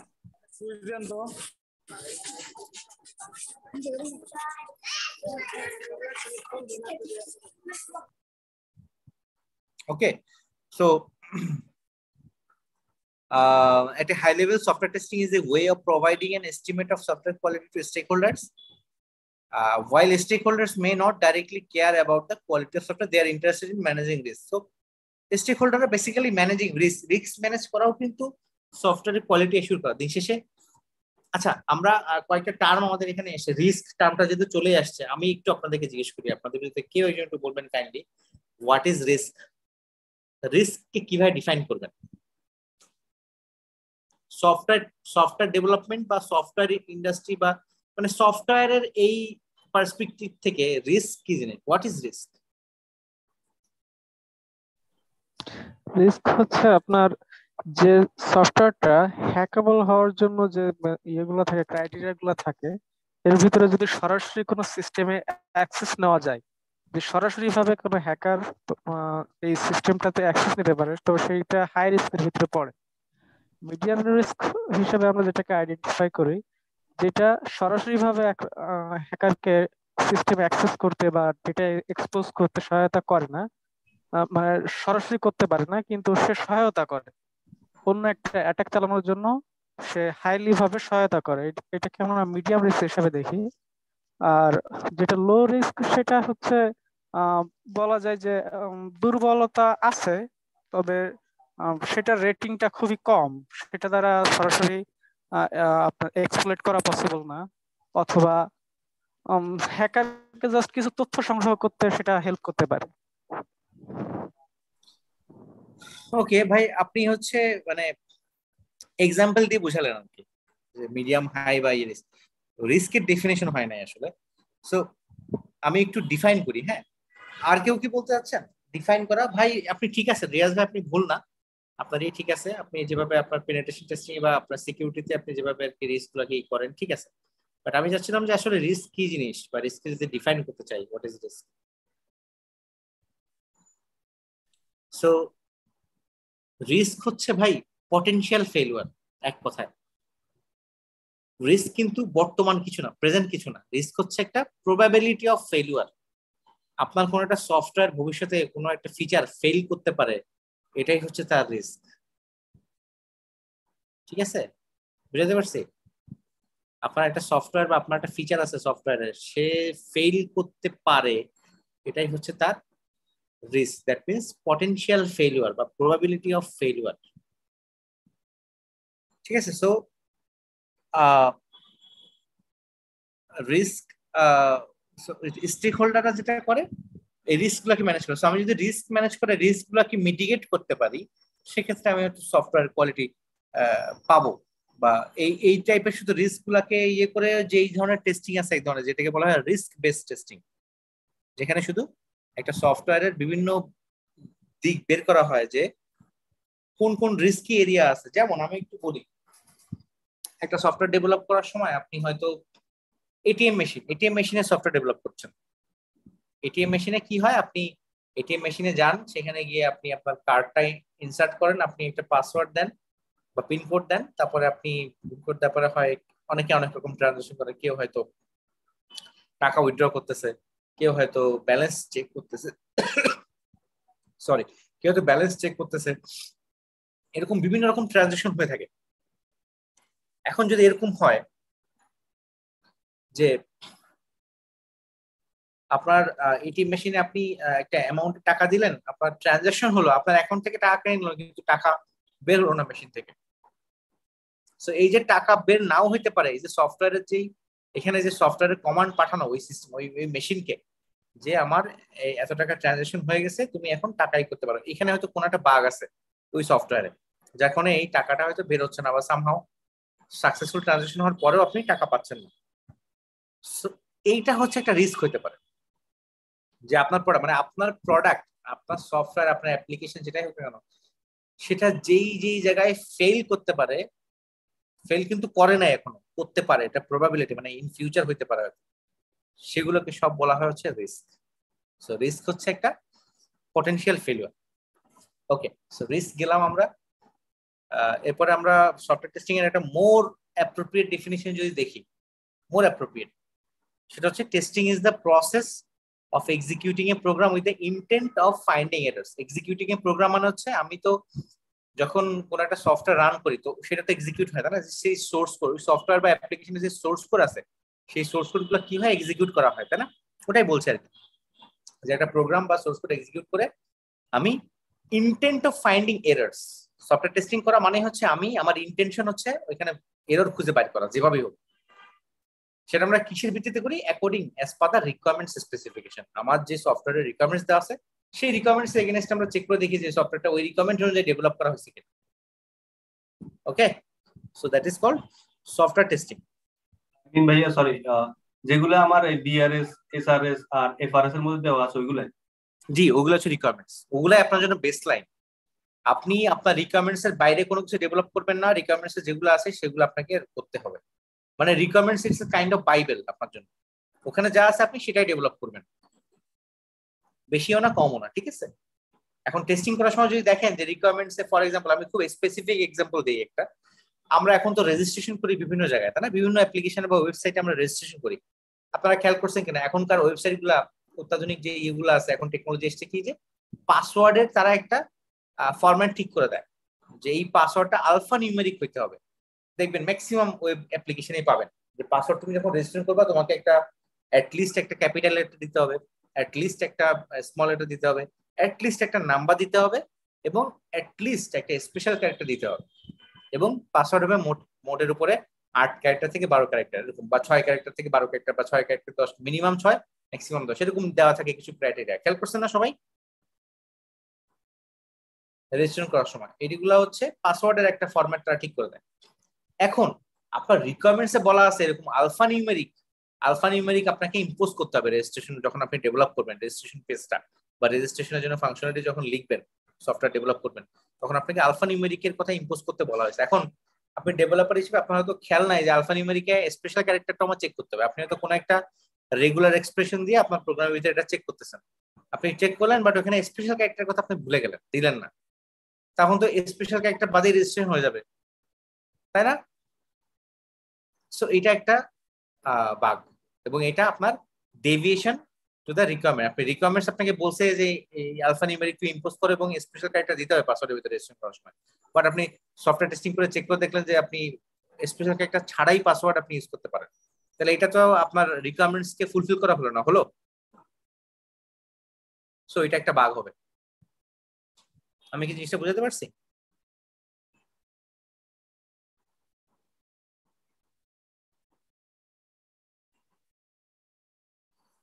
আচ্ছা, সফটওয়্যার টেস্টিং এর অবজেক্টিভ কি কি? So for any given project, যে কোনো প্রজেক্ট দেওয়া হোক না কেন, সফটওয়্যার ডেভেলপমেন্ট মানে যে কোনো ধরনের সফটওয়্যার আমি ডেভেলপ করি না কেন, the objectives of testing may include, objective কি হতে পারে, to prevent defects by evaluate work products such as requirements, user stories, design and code। ঠিক আছে, বেসিক্যালি আমার উদ্দেশ্য হচ্ছে ডিফেক্ট গুলাকে আমার প্রিভেন্ট করা, বা আমার প্রবলেম গুলাকে ফাইন্ড আউট করা, এরর গুলাকে ফাইন্ড আউট করা, সেগুলো সলভ করা। আরেকটা অবজেক্টিভ হচ্ছে to verify weather all specified requirements have been fulfil. এটাও খুব যেটা আমরা রিকোয়ারমেন্টস এর কথা বলছিলাম, যে সবগুলা রিকোয়ারমেন্টস ফুলফিল করা হয়েছে কিনা সেটা চেক করা টেস্টিং এর মাধ্যমে। তারপর আরেকটা অবজেক্টিভ হচ্ছে to check whether the test object is complete and validate if it works as the users and other stakeholders expect। So user এবং অন্যান্য স্টেক হোল্ডার যারা আছেন তারা যেভাবে এক্সপেক্ট করে সেইভাবে ওই অবজেক্টটা কমপ্লিট করা হয়েছে কিনা বা কাজ করে কিনা, এটা হচ্ছে সফটওয়্যার টেস্টিং এর আরেকটা অবজেক্টিভ। আর নেক্সট অবজেক্টিভ হচ্ছে to build confidence in the level of quality of the test object. So যে সফটওয়্যারটা বা যে অ্যাপ্লিকেশনটা ডেভেলপ করা হচ্ছে সেটার ভিতরে পর্যাপ্ত পরিমাণে কনফিডেন্স, মানে আমি ফেল হবে না আমার সফটওয়্যার, বা আমার সফটওয়্যার যে কোনো পর্যায়ে যে কোনো ধরনের ইয়েতে আমার সফটওয়্যার ঠিক মতো সার্ভিস দিবে, এই কনফিডেন্সটা সেখানে বিল্ড করা, ওই লেভেলের কোয়ালিটি বিল্ড করা। To find defects and failures by reducing the level of risk of inadequate software quality। So ওই যে রিস্ক গুলাকে মিটিগেট করা, যে এই ধরনের রিস্ক বা যেখানে যেখানে সফটওয়্যার ফেল করতে পারে সেই রিস্ক এরিয়া গুলো বের করে সেই রিস্ক গুলাকে ফাইন্ড আউট করে সেগুলো মিটিগেট করা, বা সেই ধরনের বাগ খুঁজে বের করা এবং সেগুলাকে সলভ করা আর কি। হ্যাঁ, এটা হচ্ছে অবজেক্টিভস। আরো কিছু আছে, to provide sufficient information to the stakeholders to allow them to make informed decisions specially regarding the level of quality of the object. So এটা আরেকটা অবজেক্টিভ সফটওয়্যার টেস্টিং এর। লাস্ট অবজেক্টিভ হচ্ছে to comply with contractual. এখন একটা software ডেভেলপমেন্টের project বিভিন্নভাবে হইতে পারে। আমি ক্লায়েন্ট বা আমি ওনার, আমি হয়তো কোনো একটা সফটওয়্যার কোম্পানির সাথে চুক্তি করলাম, আমার একটা কন্ট্রাক্ট হলো যে এই সফটওয়্যার কোম্পানিটা আমার সফটওয়্যারটা ডেভেলপ করে দেবে। সেই কন্ট্রাকচুয়াল, লিগাল আর রেগুলেটরি যে রিকোয়ারমেন্টস আছে আমি ঠিক করে দিলাম যে আমার এই সফটওয়্যার ডেভেলপমেন্টের সময় ওই কোডিং স্ট্যান্ডার্ড গাইডলাইন ফলো করতে হবে। স্ট্যান্ডার্ড গাইডলাইন ফলো করতে বলতে কি, আমার সফটওয়্যারের যে কোড আপনি লিখবেন সেই কোড লেখার সময় সেখানে কমেন্ট করতে হবে ঠিক মতো, সেখানে আমার ওই যে ভ্যারিয়েবল গুলো ডিক্লেয়ার করতে হবে সেই ভ্যারিয়েবল গুলো ডিক্লেয়ারের জন্য নেমিং কনভেনশন ঠিক মতো ইউজ করতে হবে। ঠিক আছে, আমার কোডের ভিতরে যে আছে আমার যে ইনডেন্টেশন সেগুলো ঠিক রাখতে, মানে যত রকম কোডিং স্ট্যান্ডার্ড গাইডলাইন আছে এগুলো যদি ফলো করতে বলা থাকে বা কোনো রেগুলেটরি রিকোয়ারমেন্টস থাকে সেই রিকোয়ারমেন্টস ফুলফিল হয়েছে কিনা, স্ট্যান্ডার্ড ফুলফিল হয়েছে কিনা, বা কোনো কমপ্লায়েন্স থাকলে সেই কমপ্লায়েন্স, যেমন বিভিন্ন ডোমেইন আছে, যেমন মেডিকেল ডোমেইনে যদি অ্যাপ্লিকেশন হয় সেখানে কিছু কমপ্লায়েন্স থাকে, তারপর হচ্ছে বিভিন্ন এভিয়েশন ডোমেইনে যদি অ্যাপ্লিকেশন হয় সেক্ষেত্রে কমপ্লায়েন্স থাকে, হ্যাঁ, হেলথ ডোমেইনে থাকলে সেখানে কমপ্লায়েন্স থাকে। তো এরকম কমপ্লায়েন্স বা যখন রিকোয়ারমেন্টস মানে ফুলফিল হলো কিনা এগুলো চেক করাও সফটওয়্যার টেস্টিং এর একটা অবজেক্টিভ। এরপরে আসে হচ্ছে সফটওয়্যার টেস্টিং এর প্রিন্সিপাল। সফটওয়্যার টেস্টিং এর প্রিন্সিপাল হচ্ছে টোটাল 7টা। ঠিক আছে, 7টা প্রিন্সিপালের প্রথম প্রিন্সিপাল হচ্ছে testing shows the presence of defects not their absence. 2 নম্বর হচ্ছে এক্সহস্টিভ টেস্টিং ইজ ইম্পসিবল। 3 নম্বর হচ্ছে early testing saves time and money. 4 নম্বর হচ্ছে ডিফেক্টস ক্লাস্টার টুগেদার। 5 নম্বর হচ্ছে be aware of the pesticide paradox. 6 নম্বর হচ্ছে টেস্টিং ইজ কনটেক্সট ডিপেন্ডেন্ট, আর 7 নম্বর হচ্ছে absence of errors is a fallacy. So আমরা একটু দেখি ডিটেলস কি বলছে এখানে। প্রথমটা হচ্ছে testing shows the presence of defects not their absence. এখান থেকে আপনারা মিনিংফুলি বুঝতে পারতেছেন যে টেস্টিং এর মাধ্যমে আমি ডিফেক্টের প্রেজেন্সটা বাইর করি, মানে ডিফেক্ট যে আছে সেটাই আমরা খুঁজে বের করি, not their absence. Okay, so testing can show the defects are present but cannot prove that there are no defects. আপনি টেস্টিং করলেন সফটওয়্যার টেস্টিং করে অনেক বাগ বের করলেন, সো বাগ আপনি বের করবেন, আপনি প্রেজেন্স অফ বাগ দেখাতে পারতেছেন, কিন্তু আপনি কি এটা 100% শিওরলি বলতে পারবেন যে আর কোনো বাগ সেখানে নাই, আমি সব বাগ বের করে ফেলছি? এটা আপনি বলতে পারবেন কিনা?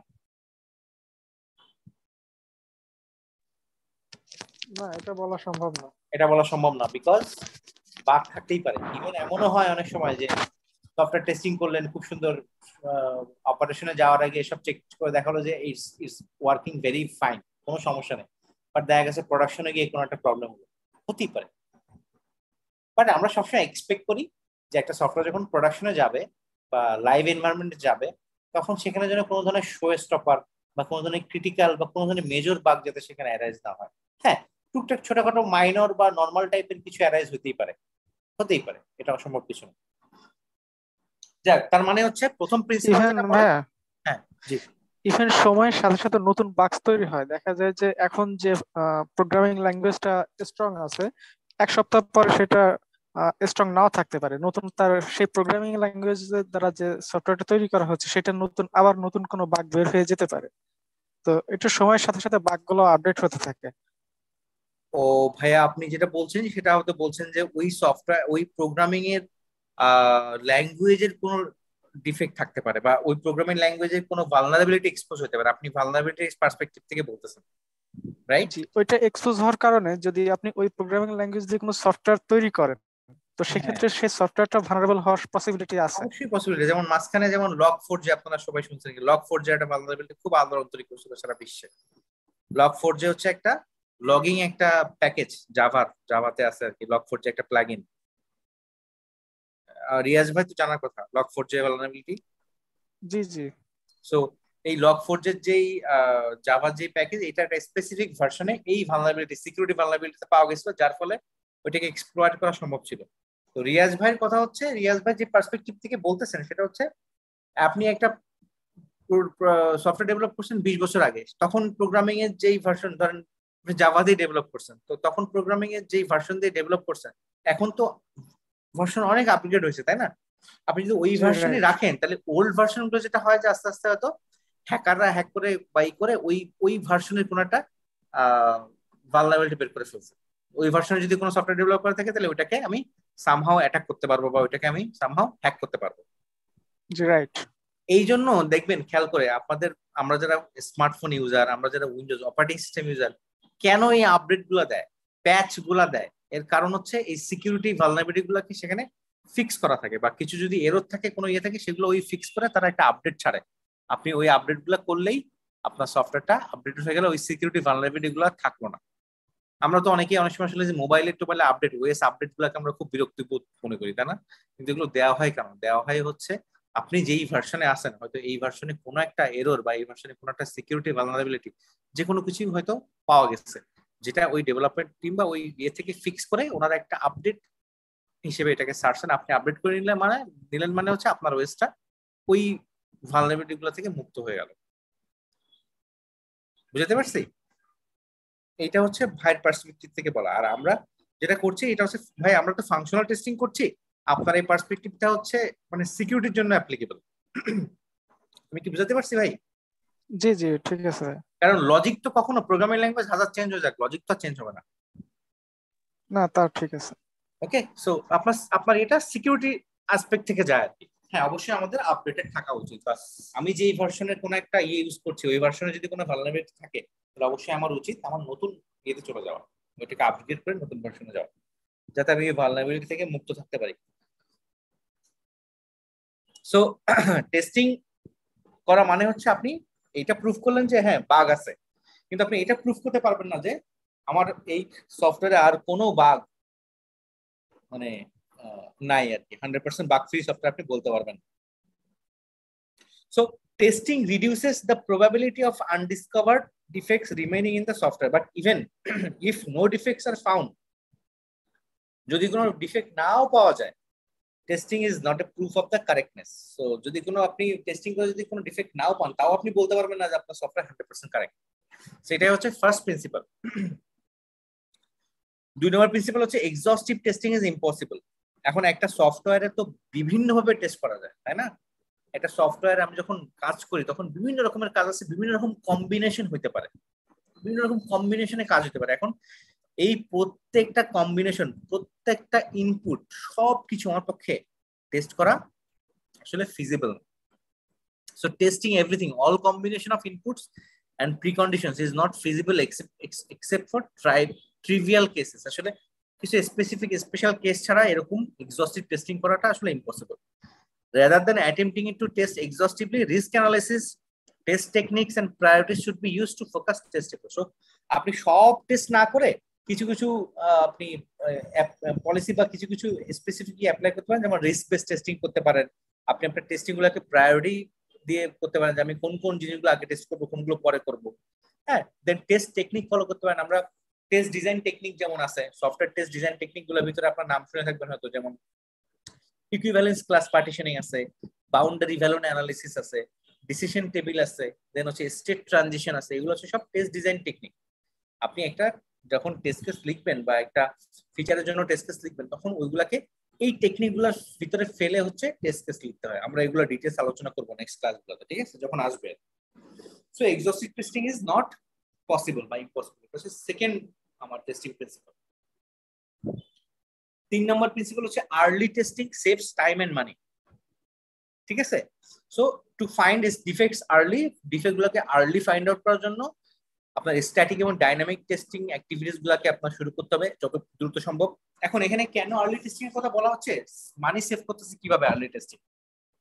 আপনি একটা এক্সাম্পল হিসেবে ধরে নেন এসডিএলসি তে তো কয়েকটা ধাপ আছে, তাই না? সফটওয়্যার রিকোয়ারমেন্টস গ্যাদারিং করবেন, সফটওয়্যার রিকোয়ারমেন্টস গুলোকে ডিফাইন করবেন, এরপর হচ্ছে আপনি ডিজাইন করবেন, সফটওয়্যারটাকে ডিজাইন করবেন, হাই লেভেল ডিজাইন করবেন, লো লেভেল ডিজাইন করবেন, এরপরে সফটওয়্যার ইমপ্লিমেন্টেশন বা কোডিং ফেজে যাবেন, মানে কোড লিখবেন, কোড লেখার পরে এই কোড লিখে সেটাকে টেস্টিং করবেন, টেস্টিং করার পরে আপনি যাবেন হচ্ছে প্রোডাকশনে যাবেন বা ওটাকে আপনি হোস্টিং করবেন, তারপর আপনি মেইনটেনেন্স ফেজে যাবেন। এটা হচ্ছে এসডিএলসি আমার।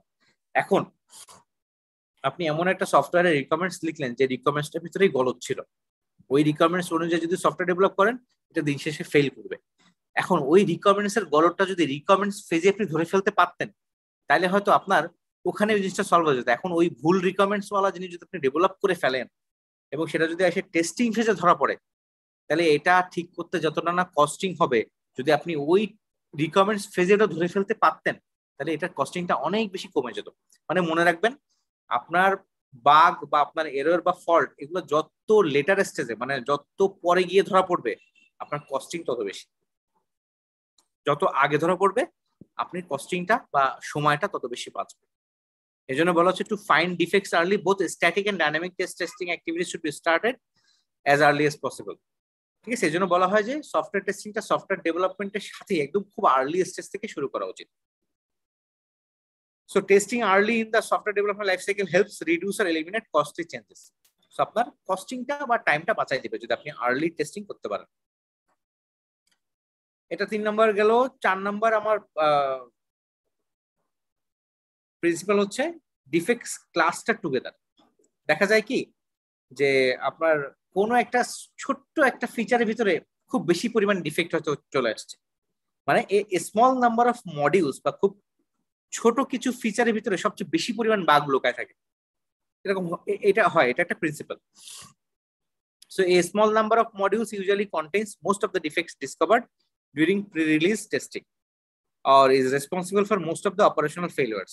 ঠিক আছে, so predicted defect clusters and the actual observed defect cluster is test or operation are an important input into a risk analysis used to focus the test effort. So দেখা যায় যে আপনার ছোট 2-3টা মডিউল, আপনার টোটাল হয়তো 50টা মডিউলের software, দেখা যাবে 5টা বা 7টা মডিউলের ভিতরে সবচেয়ে বেশি পরিমাণ ডিফেক্ট লুকায় আছে বা ডিফেক্ট আছে। সো এই জন্য বলা হচ্ছে ডিফেক্টস ক্লাস্টার টুগেদার।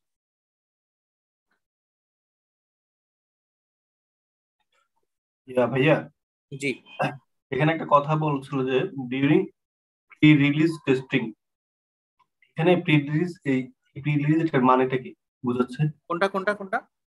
এই 4 নাম্বারের 4 নাম্বার ডিফেক্টেড প্রিন্সিপাল, ওটাতে during the pre release testing. Pre release testing হচ্ছে আমি যখন সফটওয়্যারটাকে রিলিজ করব আচ্ছা, তার পূর্বে যে আমরা টেস্টিং গুলো করি সেই টেস্টিং, মানে এখানে প্রি এর রিলিজ আগে। টেস্টিং মানে হচ্ছে নরমাল সিস্টেম টেস্টিংটাকে বোঝাচ্ছে, ঠিক আছে? আচ্ছা আচ্ছা। আমরা তো নরমালি টেস্টিং এর 4টা লেভেলের কথা বলছিলাম, তাই না? একটা লেভেল হচ্ছে ইউনিট লেভেল, প্রথম লেভেল হচ্ছে ইউনিট লেভেল। হ্যাঁ ইউনিট লেভেলে নরমালি আমরা ইউনিট টেস্টিং করি। ইউনিট টেস্টিং কিন্তু ডেভেলপাররা করে থাকে। ইউনিট টেস্টিং কিন্তু বেসিক্যালি টেস্টিং মানে টেস্টাররা করে না। ডেভেলপাররা তাদের যেই ফাংশনগুলো ডেভেলপ করে সেই ফাংশনের একসাথে ডেভেলপ করার পরে ওই ফাংশনগুলো তারা লজিক্যালি ইউনিট টেস্টিং করে।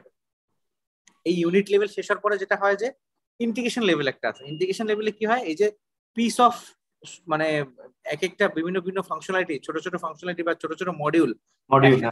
ডেভেলপ করা হলো, এদের ভিতরে কানেক্টিভিটি ঠিক আছে কিনা, এদের ভিতরে ডেটা ফ্লো ঠিকভাবে হয় কিনা, এটা চেক করা হয় হচ্ছে ইন্টিগ্রেশন টেস্টিং এর মাধ্যমে। আচ্ছা, হ্যাঁ হ্যাঁ হ্যাঁ, এটা ইন্টিগ্রেশন লেভেলে হয়, ঠিক আছে? এই ইন্টিগ্রেশন লেভেল শেষের পর এবার চলে যাওয়া হলো সিস্টেম লেভেল। সিস্টেম লেভেল হচ্ছে এবার সবগুলো মডিউলকে এক জায়গায় করে টোটাল সফটওয়্যারটাকে অ্যাজ এ হোল টেস্ট করা হয়। এটাই আমরা বলি হচ্ছে ম্যানুয়াল টেস্টিং বা সিস্টেম টেস্টিং, ঠিক আছে? আচ্ছা। বা এটাকে আপনি বলতে পারেন প্রি রিলিজ টেস্টিং। ও, সিস্টেম। আর লাস্টে হচ্ছে আপনার অ্যাকসেপ্টেন্স টেস্টিং। অ্যাকসেপ্টেন্স টেস্টিং হচ্ছে আসলে এটাও রিলিজের আগেই করা হয়। অ্যাকসেপ্টেন্স টেস্টিং হচ্ছে সিস্টেম টেস্টিং এর পরে এন্ড ইউজার যারা বা ক্লায়েন্ট বা ওনার লেভেলে ওই এন্ড থেকে কিছু মানুষ হচ্ছে বা কিছু স্পেসিফিক ইয়ে আছে, কিছু টেস্ট কেস লেখা হয়, ওই টেস্ট কেস গুলো ওনারা টেস্ট করে দেখেন এন্ড ইউজার থেকে যে আসলে এই সফটওয়্যারটা ঠিক মতো কাজ করে কিনা। ওটাকে বলা হয় অ্যাকসেপ্টেন্স টেস্টিং বা ইউজার অ্যাকসেপ্টেন্স টেস্টিং, ঠিক আছে?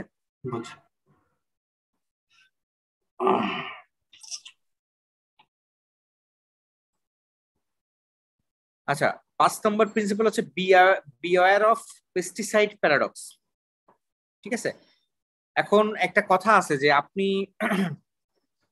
আপনি যদি একই কাজ বারবার করেন, আপনি সেম কাজ প্রত্যেকবার করতেছেন কিন্তু ডিফারেন্ট আউটকাম চাচ্ছেন, এটা কি সম্ভব?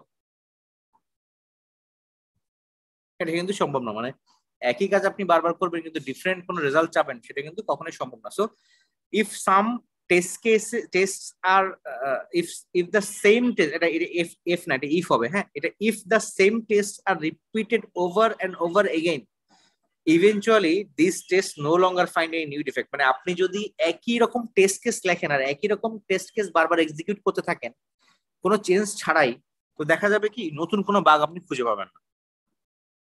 সো যদি আপনি নতুন বাগ বা নতুন ডিফেক্ট খুঁজে পেতে চান তাহলে existing test and test data may need changing, মানে আপনার ওই ডেটাগুলো বা টেস্ট কেসগুলোকে চেঞ্জ করতে হবে, ঠিক আছে?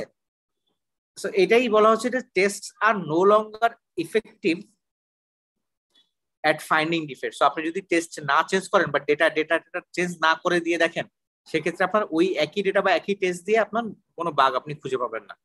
Just as pesticides are no longer effective at killing insect after a while. এবং দেখা যায় আপনি যখন ওই পোকামাকড় মারার জন্য পেস্টিসাইড দেন, একটা লেভেলে পরে গিয়ে কিন্তু ওই পেস্টিসাইডের কাজ করবে না, ওইটা দিয়ে আর পোকামাকড় মারতে পারবেন না, আপনাকে ভিন্ন ওয়েতে আবার নতুন ভাবে পেস্টিসাইড দিতে হবে, ঠিক আছে?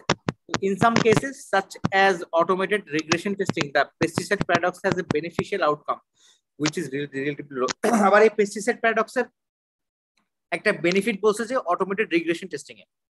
রিগ্রেশন টেস্টিং কি জিনিস সেটা হয়তো পরে আসবো, এটা ওই কাইন্ড অফ টেস্টিং, এটা আসবো আমি, ঠিক আছে? সো এই টেস্টিং এর ক্ষেত্রে হয়তো পেস্টিসাইড প্যারাডক্স বেনিফিশিয়াল হইতে পারে কিন্তু সেটা খুব লোয়ার, মানে খুব কম, relatively low number of regression effect, সেটা পরিমাণটা কম। সো দেখা যাবে যে আপনাকে বারবার টেস্টিং বা টেস্ট কেস গুলো কিন্তু চেঞ্জ করতে হবে বা টেস্ট ডেটা চেঞ্জ করে দিয়ে দেখতে হবে যে আমি নতুন কোনো বাগ ফাইন্ড আউট করতে পারি কিনা। সো এটা হচ্ছে বিওয়্যার অফ পেস্টিসাইড প্যারাডক্স। এরপর হচ্ছে টেস্টিং ইজ কনটেক্সট ডিপেন্ডেন্ট, ঠিক আছে? আমরা যে বিভিন্ন রকম সিস্টেমের বা বিভিন্ন রকম ডোমেইনের টেস্টিং করি, এক একটা ডোমেইনের টেস্টিং কিন্তু এক রকম। যেমন একটা মেডিকেল ডিভাইসের জন্য যে সফটওয়্যার, ওইটা যেভাবে টেস্টিং হবে, একটা এভিয়েশন ডোমেইনের একটা সফটওয়্যার যেভাবে টেস্টিং হবে, একটা ইআরপি সিস্টেমের টেস্টিং কিন্তু ডিফারেন্ট হবে। So testing is done differently in different context. যেমন for example safety critical industrial control software is tested differently from an e-commerce mobile application. So as another example, testing in an agile project is done differently from testing in a sequential software. So sequential হচ্ছে waterfall model basically বলি আমরা, আর agile হচ্ছে আমরা agile method, যেটা আপনারা সবাই জানেন কম বেশি, এজাইল এখন সবাই তো ফলো করে, মোটামুটি খুব পপুলার হয়েছে। সো এই জন্য বলা হচ্ছে টেস্টিং হচ্ছে কনটেক্সট ডিপেন্ডেন্ট, যেরকম অ্যাপ্লিকেশন যেরকম ডোমেইনের অ্যাপ্লিকেশন ওইভাবে ওইটা টেস্টিং করতে হবে। প্রত্যেকটা অ্যাপ্লিকেশন টেস্টিং হচ্ছে ডিফারেন্ট ভাবে করতে হবে। লাস্ট একটা প্রিন্সিপাল হচ্ছে absence of errors is a fallacy. So some organizations expect that testers can run all possible tests and find all possible defects. অনেক অর্গানাইজেশন হয়তো এই করে যে টেস্টাররা সব ধরনের কম্বিনেশন চেক করে সব ডিফেক্ট গুলো বাইর করে ফেলতে পারবে। বাট প্রিন্সিপালস 2 and 1 রেসপেক্টিভলি টেল আস, 1 নম্বর এবং 2 নম্বর প্রিন্সিপাল আমাদেরকে কি বলে, দ্যাট দিস ইজ ইম্পসিবল। সব কম্বিনেশন ট্রাই করা, সব ডিফেক্ট খুঁজে বের করা আসলে পসিবল না। Further, it is a fallacy to expect that just finding and fixing a large number of defects will ensure the success of a system. আপনি যদি এটা মনে করে থাকেন যে আমি খুব বেশি পরিমাণ ডিফেক্ট যদি পাই, এর মানে হচ্ছে আমি সব ডিফেক্ট মনে পেয়ে গেছি, আমার সফটওয়্যার একদম 100% স্মুথ বা মানে বাগ ফ্রি, এটা একটা কোয়ালিটি প্রোডাক্ট হয়েছে, এটাও আসলে এনশিওর করা সম্ভব। For example, thoroughly testing all specified requirements and fixing all defects found could still produce a system that is difficult to use. এমন হতে পারে যে আপনার প্রোডাক্ট আপনি এমনভাবে ডেভেলপ করছেন যে সেখানে কোনো বাগ নেই। হ্যাঁ, আপনার সফটওয়্যার রিকোয়ারমেন্টস অনুযায়ী খুব সুন্দর কাজ করে, রিকোয়ারমেন্টে যা বলা আছে তাই ডেভেলপ করা হয়েছে, রিকোয়ারমেন্টস অনুযায়ী সে কাজ করে, কিন্তু দেখা গেল কি যারা ইউজার এটা ইউজ করবে তারা হয়তো এটা এই সফটওয়্যারটা ইউজ করে কমফোর্ট ফিল করতেছে না, তাহলে তো আপনার এই সফটওয়্যারের কোনো ডেভেলপ করার কোনো মানে থাকলো না। আপনার ইউজারে যদি এটা মানে ইউজ করে সন্তুষ্ট না হয়, তাহলে কিন্তু আপনার সফটওয়্যার কোয়ালিটি সফটওয়্যার হলো না। ওটা এখানে বলা হচ্ছে, ঠিক আছে, যে আপনি সব রিকোয়ারমেন্টস স্পেসিফাই করা যেগুলো সেগুলো সব ফুলফিল করলেন, আপনি সবগুলা বাগ ফাইন্ড আউট করলেন, সবগুলা বাগ রিজলভ করলেন, তারপর দেখা যাবে যে আপনার সিস্টেমটা ইউজার ডিফিকাল্টি ফেস করতেছে ইউজ করতে, that doesn't fulfil the users need. আপনার সফটওয়্যার ঠিকমতো কাজ করলেও এটা ইউজারের নিড ফুলফিল করে না বা এক্সপেকটেশন ফুলফিল করে না, ঠিক আছে। So that is inferior compare to other competitive system. So আপনি আপনার সব রিকোয়ারমেন্ট ফুলফিল করার পরেও আরেকটা জিনিস যেটা ইম্পর্টেন্ট সেটা হচ্ছে ইউজারের স্যাটিসফ্যাকশন বা এন্ড ইউজারের স্যাটিসফ্যাকশন। তো এই সবকিছু কম্বাইন করে যদি ঠিক হয় তাহলে আপনি বলতে পারবেন যে এটা একটা কোয়ালিটি সফটওয়্যার, আদারওয়াইজ এটাকে কোয়ালিটি সফটওয়্যার বলা যায় না। সো আপনি এই যে সব এরর খুঁজে বের করে ফেলে সব ঠিক করবেন, এটা একটা ফ্যালাসি, মানে এটা একটা মিস্টেকেন বিলিফ আর কি। সো এটা হচ্ছে 7 নাম্বার প্রিন্সিপাল। সো আমরা সফটওয়্যার টেস্টিং এর প্রিন্সিপাল গুলো দেখে ফেললাম, কারোর এটাতে কোনো প্রশ্ন আছে কিনা?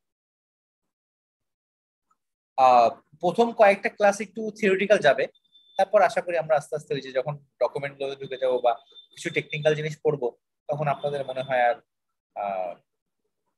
তখন আরো ভালো লাগবে আর কি, যে না কিছু প্র্যাকটিক্যাল জিনিস বা ইয়ে দেখার সুযোগ পাওয়া যাচ্ছে।